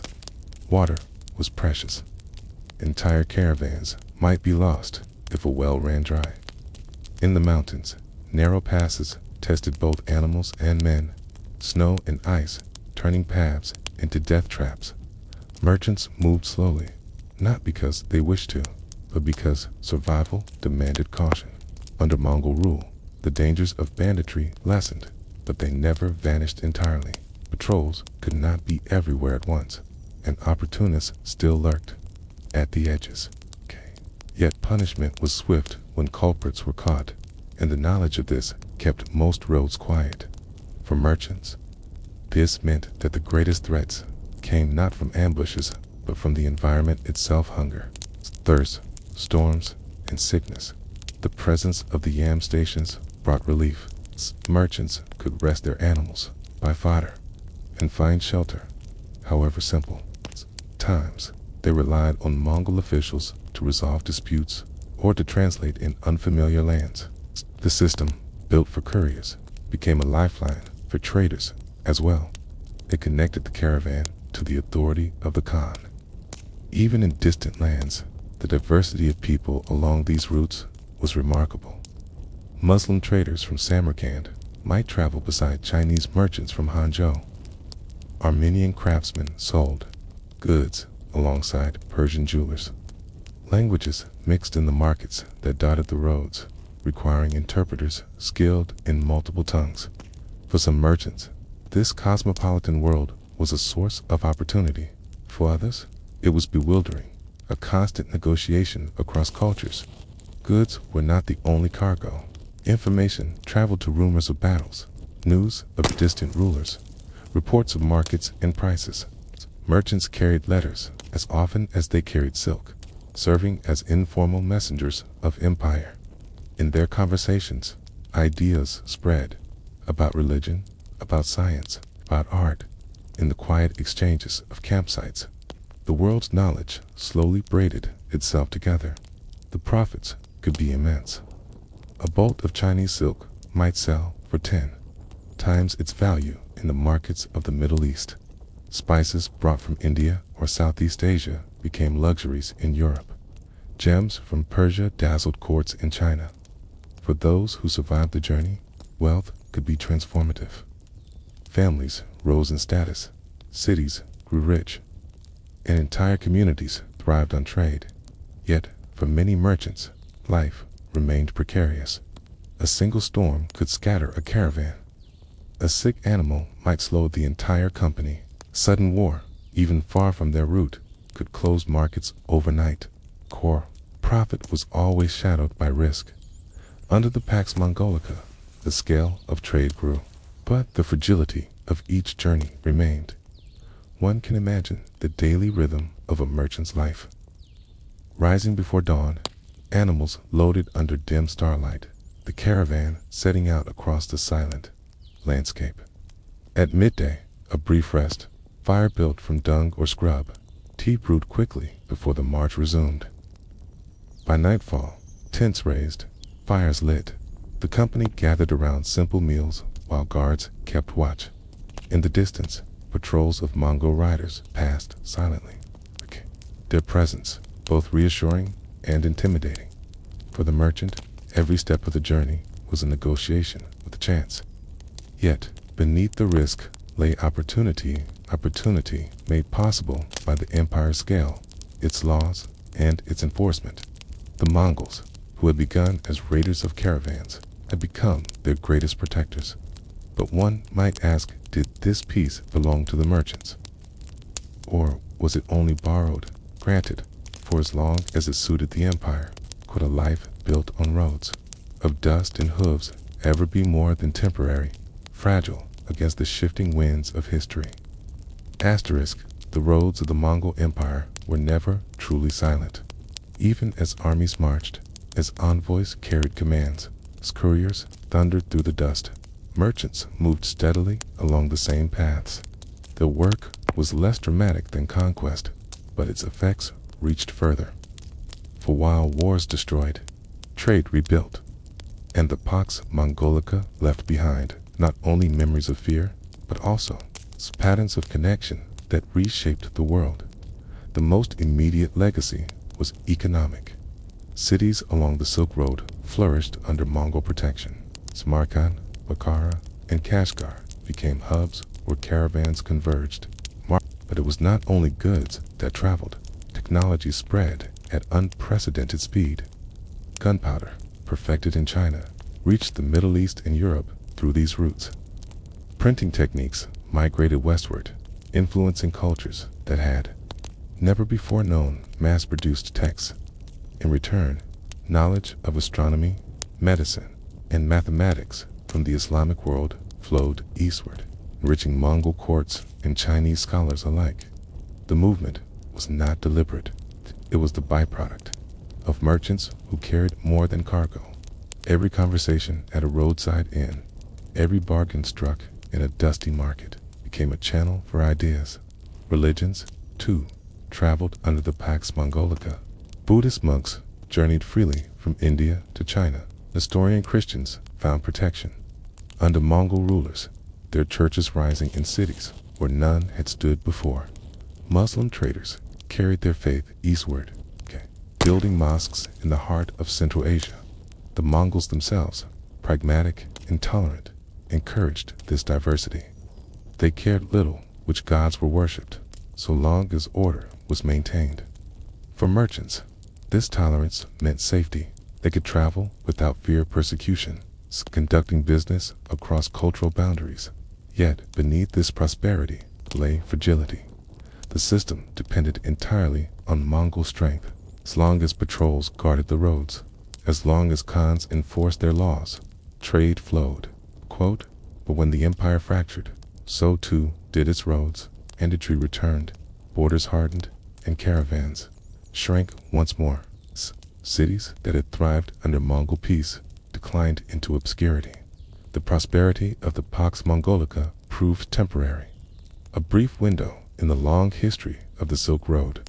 Still, the effects lingered. Even after the empire faded, the memory of connection remained. Europeans who had tasted Asian luxuries hungered for more, spurring later explorations by sea. Chinese innovations that had reached the West continued to shape societies long after the caravans stopped. The Pax Mongolica may have lasted only a century, but it helped set in motion changes that echoed for centuries. For the merchants themselves, the legacy was personal. Some returned home with wealth beyond imagining, their families rising in status, their names remembered in chronicles. Others vanished in deserts, lost to storms or disease. Their names forgotten, but their goods, perhaps still circulating, passed from hand to hand in distant markets. Their journeys were fragile, uncertain, but they carried the threads of a world slowly being woven together.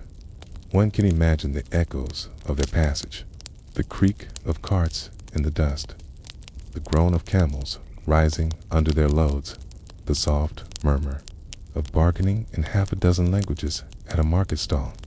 These sounds, once commonplace, fade now into silence. Yet they shaped the history of continents. The Pax Mongolica reminds us that even empires built on war can foster unexpected moments of stability. But it also raises a question. Was this peace truly a gift, or was it only the pause between storms, the quiet granted by fear of the Khan's wrath? For merchants who walked its roads, perhaps it mattered little. What mattered was that, for a time, the roads were open. And the world, however, briefly was connected. Asterisk, in the winter of 1258. The Tigris River flowed quietly past the city of Baghdad. Its waters reflected minarets and domes, gardens and palaces. For centuries, Baghdad had been more than a city. It was the beating heart of the Islamic world, a center of scholarship, wealth, and culture. Founded in the 8th century by the Abbasid caliphs, it had grown into a symbol of golden prosperity, a place where scholars studied astronomy and medicine, where poets recited verses under lantern light, where markets overflowed with silks, spices, and books. But by the mid-13th century, the city's brilliance stood in fragile balance. The Mongol armies, having swept through Persia and Central Asia, now turned their gaze toward Mesopotamia. Led by Hulagu, a grandson of Genghis Khan, they advanced methodically, subduing fortresses, destroying cities, and demanding submission.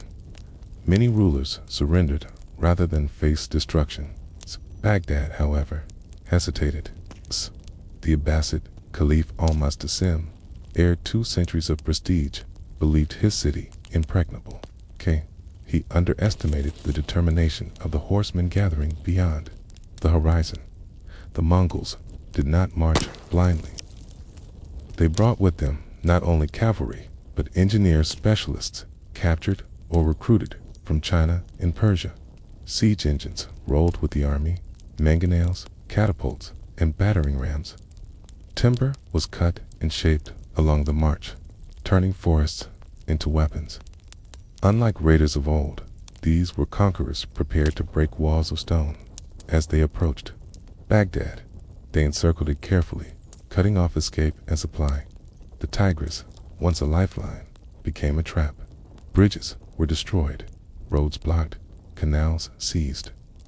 The city, vast and wealthy, was suddenly an island of stone surrounded by an ocean of enemies.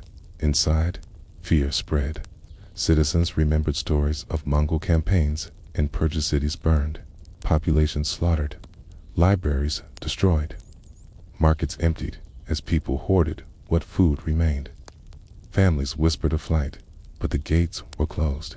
An escape, impossible. The Caliph urged confidence, but his reassurances rang hollow against the steady drumbeat of Mongol advance. When the first stones from siege engines crashed into Baghdad's walls, the city shuddered. Defenders rushed to repair breaches. Archers loosed arrows from ramparts, and soldiers fought bravely. But the Mongols pressed relentlessly, day and night, their engines pounding, their archers cutting down anyone who exposed themselves on the walls. Slowly, the defenses began to crumble. The siege was not long compared to others in history, mere weeks rather than years, but its intensity was overwhelming. For the people inside, time stretched endlessly. Nights were filled with the crack of stones, the roar of fire, and the cries of the wounded. The smell of smoke clung to every street, mingling with fear. Families huddled in homes, uncertain whether dawn would bring relief or ruin. Outside, Hulagu watched with cold patience. For him, Baghdad was more than another conquest. It was a symbol, a statement to the Islamic world that no city, however ancient or sacred, could withstand Mongol might. His army, hardened by years of campaign, knew its purpose. The fall of Baghdad would not only be a victory, it would be a message written in ash and blood. And yet, in those early weeks, the defenders still clung to hope. The city had endured hardships before. Its walls had held enemies in centuries past. Its scholars prayed. Its soldiers fought. Its caliph believed in divine protection. The people asked themselves, could Baghdad, jewel of the Abbasids, truly fall to riders from the steppe? Asterisk, the walls of Baghdad were thick, but Mongol patience was thicker. Day after day, stones from siege engines struck against towers, shaking the ground and filling the air with dust. Defenders rushed to repair breaches, carrying baskets of earth and wood, shouting commands from the ramparts. Arrows flew in endless exchange, Mongol shafts arcing upward, Baghdad's defenders replying with volleys of their own. Yet the rhythm was unequal. The Mongols had more men, more weapons, and an iron discipline. Inside the city, fear deepened with each sunrise. The Abbasid Caliph Al-Muslim urged defiance. Convinced that God would protect the capital of Islam, he had sent few preparations before the siege, trusting too much in prestige, too little in strategy. The granaries were insufficient, the army poorly organized, the walls inadequately manned. Citizens whispered of betrayal, of leadership too complacent to grasp the scale of danger. Still, the people clung to the hope that Baghdad's centuries of glory could not end in a matter of weeks. The Mongols pressed harder. They dammed canals, redirecting water to weaken foundations. They built protective screens of wood and hide, rolling closer under cover. Siege towers rose, allowing archers to fire down into the city. Engineers worked methodically, their knowledge drawn from Persia and China, perfecting the art of destruction. For Baghdad, there was no reprieve. Markets that once brimmed with goods became places of desperation. Food prices soared. Bread vanished first, then meat, then even scraps of dried fruit. Families scavenged, boiling leather or grass to survive. Disease followed hunger. Crowded streets bred illness, and the smell of sickness mingled with the smoke of burning neighborhoods struck by Mongol fire. The city that had once been a beacon of culture now reeled under the weight of fear and exhaustion. Outside the walls, the Mongols remained relentless. They did not rush. Lugu's strategy was simple: surround, isolate, press, and wait for cracks to appear. He knew the defenders could not endure forever. His army, accustomed to long campaigns, rotated duties. While one unit maintained pressure, others tended horses, gathered supplies, or rested. The siege was a machine, steady and unstoppable. Envoys were sent to the Caliph, demanding surrender. Fulagu promised mercy if the city yielded, destruction if it resisted. The Caliph refused, bound by pride, by faith, and by the weight of centuries. The end came swiftly, yet its memory lingered for centuries. On the morning of February 10th, 1258, the walls of Baghdad were breached. Mongol forces surged forward, pouring into the city that had once been the pride of the Abbasid Caliphate. Clash of arms and the cries of the defenders echoed through streets that had not known such chaos for generations.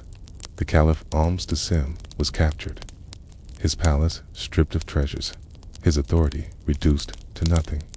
Accounts differ on his fate. Some say he was executed by being trampled under horses, others that he was rolled in the carpet and crushed to avoid shedding royal blood. Whatever the method, the symbolism was clear. The Abbasid Caliphate, which had claimed spiritual authority over Islam for centuries, had been silenced by riders from the steppe. The Mongols unleashed devastation. For days, the city burned. Mosques, libraries, palaces, and markets were looted, or destroyed. The famed House of Wisdom, repository of centuries of knowledge, was cast into ruin.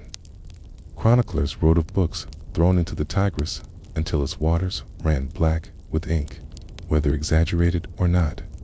The image endures as a symbol of cultural loss, the extinguishing of a golden age of scholarship. The people suffered most. Tens of thousands, perhaps hundreds of thousands, were killed. Families who had once walked proudly through markets now fled in terror, their homes consumed by flame.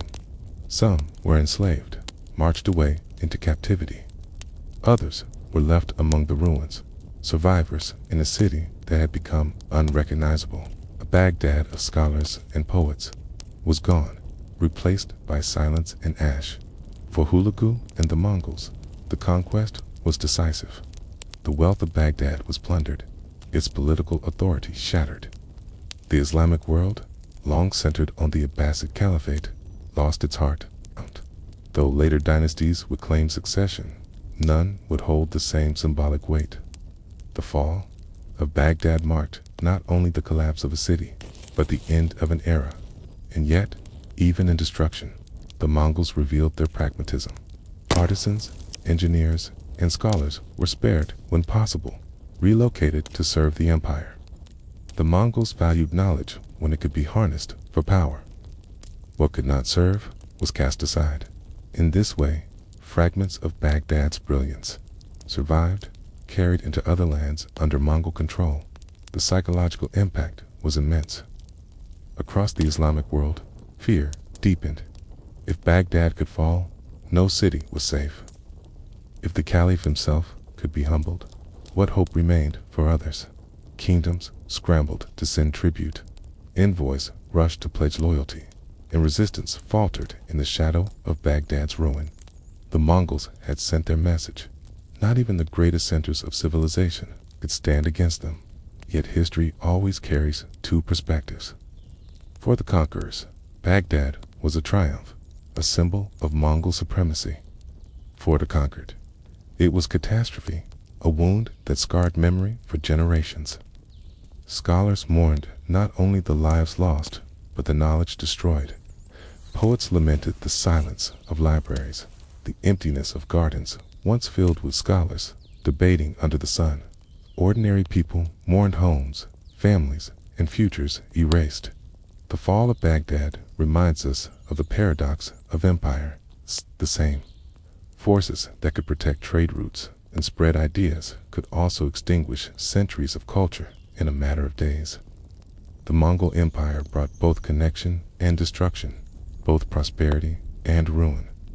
Baghdad stood at the center of this paradox once, a jewel of knowledge, then a warning of impermanence. And so, one must ask, when cities rise in brilliance, do they ever imagine the silence that might follow? Did the scholars of Baghdad, writing treatises under the glow of oil lamps, ever foresee their words drifting as ash upon the Tigris? Or is every golden age, however radiant, only a fragile pause before history's next storm? The Mongols began as riders of the steppe, children of wind and grass, their strength drawn from horses and bows. For generations, their warfare relied on speed raids that struck swiftly and vanished before defenders could respond. Yet, as their empire expanded, they encountered walls, thick, high, unyielding. Cities of stone stood between them and conquest, barriers that arrows could not pierce, and horses could not leap. It was here, at the edge of fortifications, that the Mongols transformed themselves from raiders into masters of siege. The transformation did not come from the steppe alone. It came from the lands they conquered, from the engineers they captured, from the technologies they absorbed. In China, they encountered centuries of experience in siegecraft. From Persia, they learned new designs of engines and techniques of fortification. From the Islamic world, they borrowed knowledge of artillery and incendiaries. The Mongol genius was not invention, but adaptations, the ability to take knowledge from every conquered people and bend it to their own purposes. At the heart of this transformation stood the trebuchet, towering machines of wood and rope. They hurled stones with force enough to shatter walls.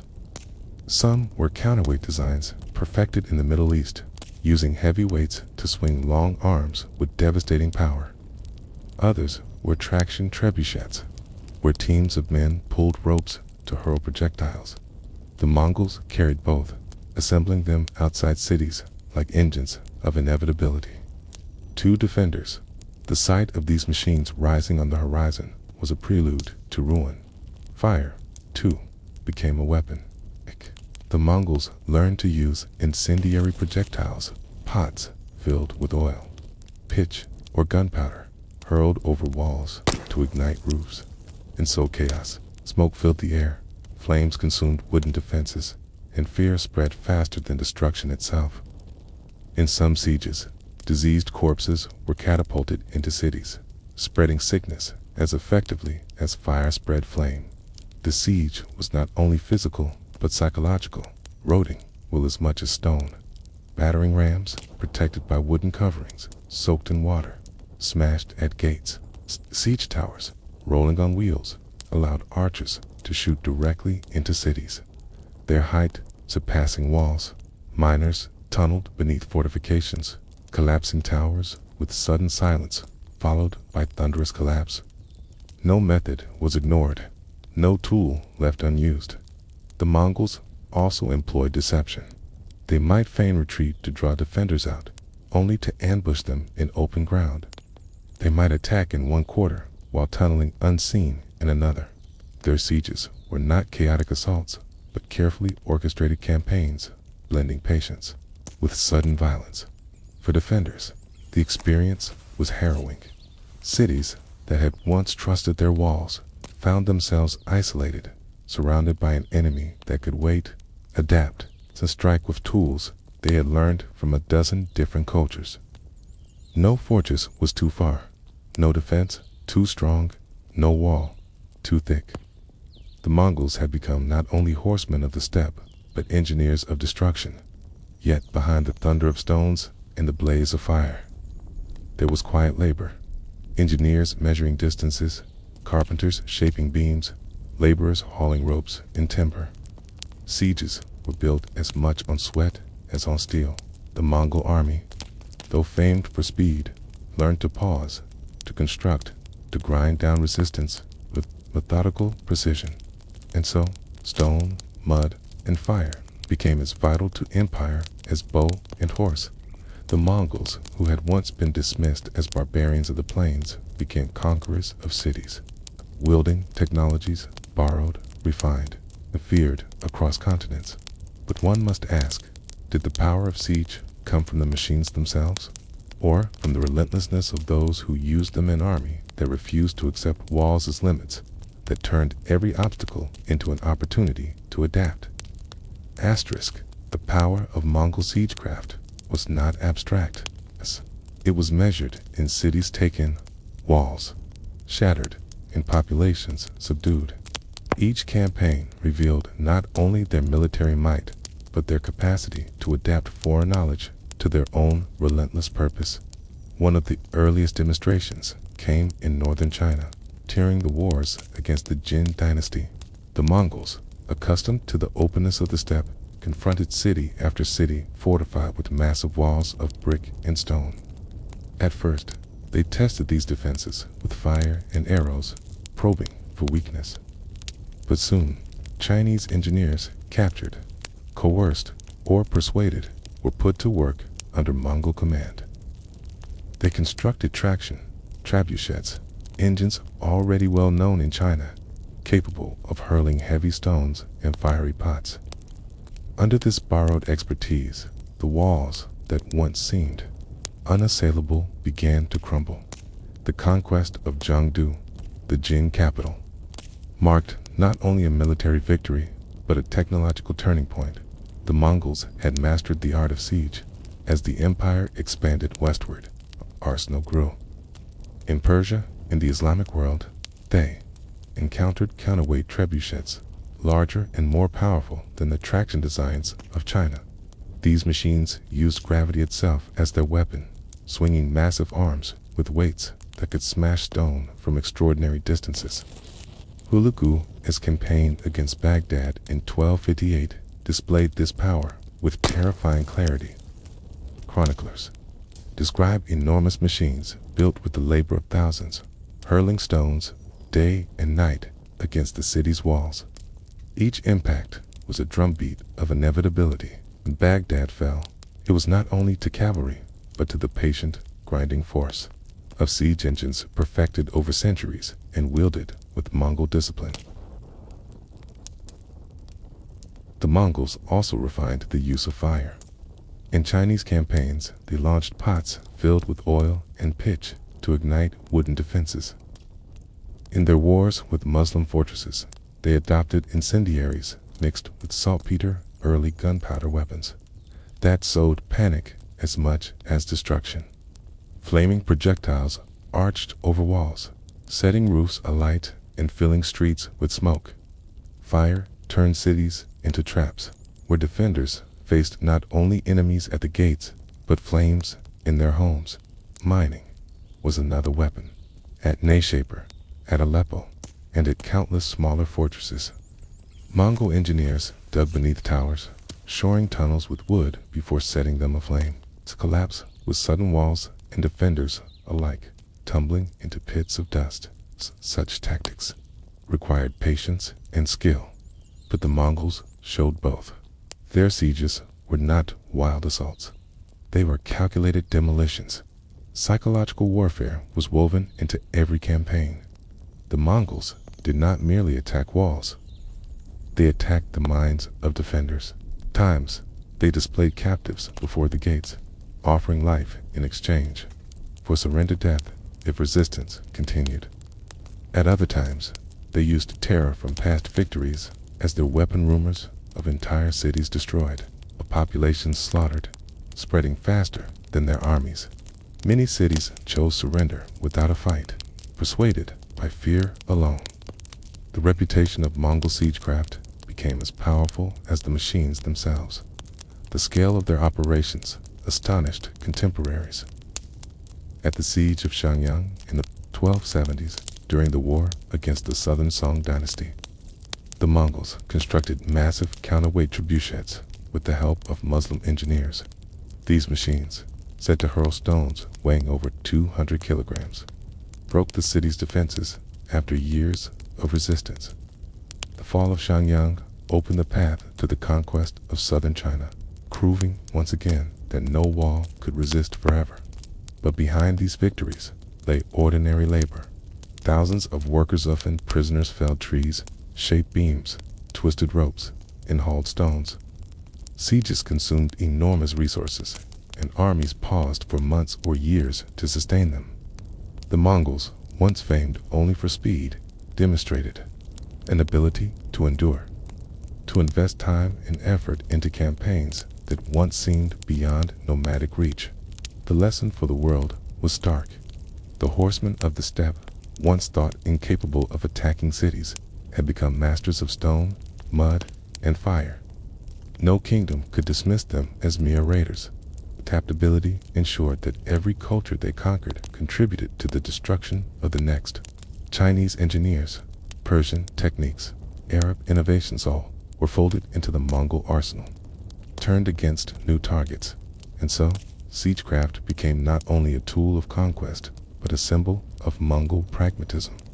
When not bound by tradition, not limited to their own inventions, they took what they needed, reshaped it, and wielded it without hesitation. But one must ask, was it truly the machines that conquered?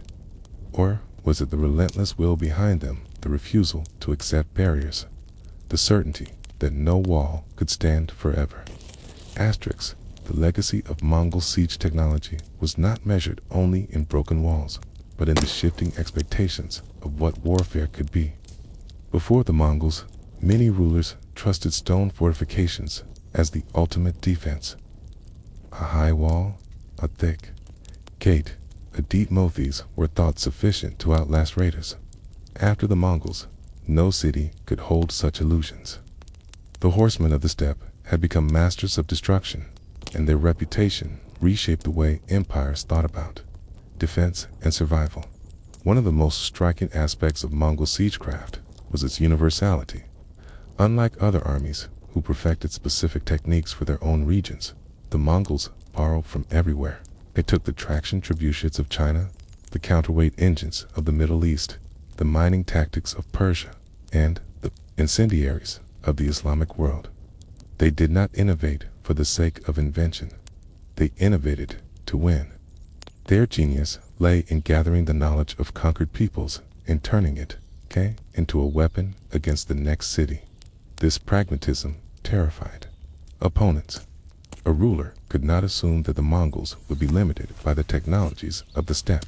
Whatever defenses were built, the Mongols could find a way to breach them. A fortress perched on a mountain might be undermined by miners. City protected by fire might face incendiary counterattacks. Walls, thought too thick, might crumble under the steady pounding of counterweight trebuchets. Against the Mongols, no barrier was found.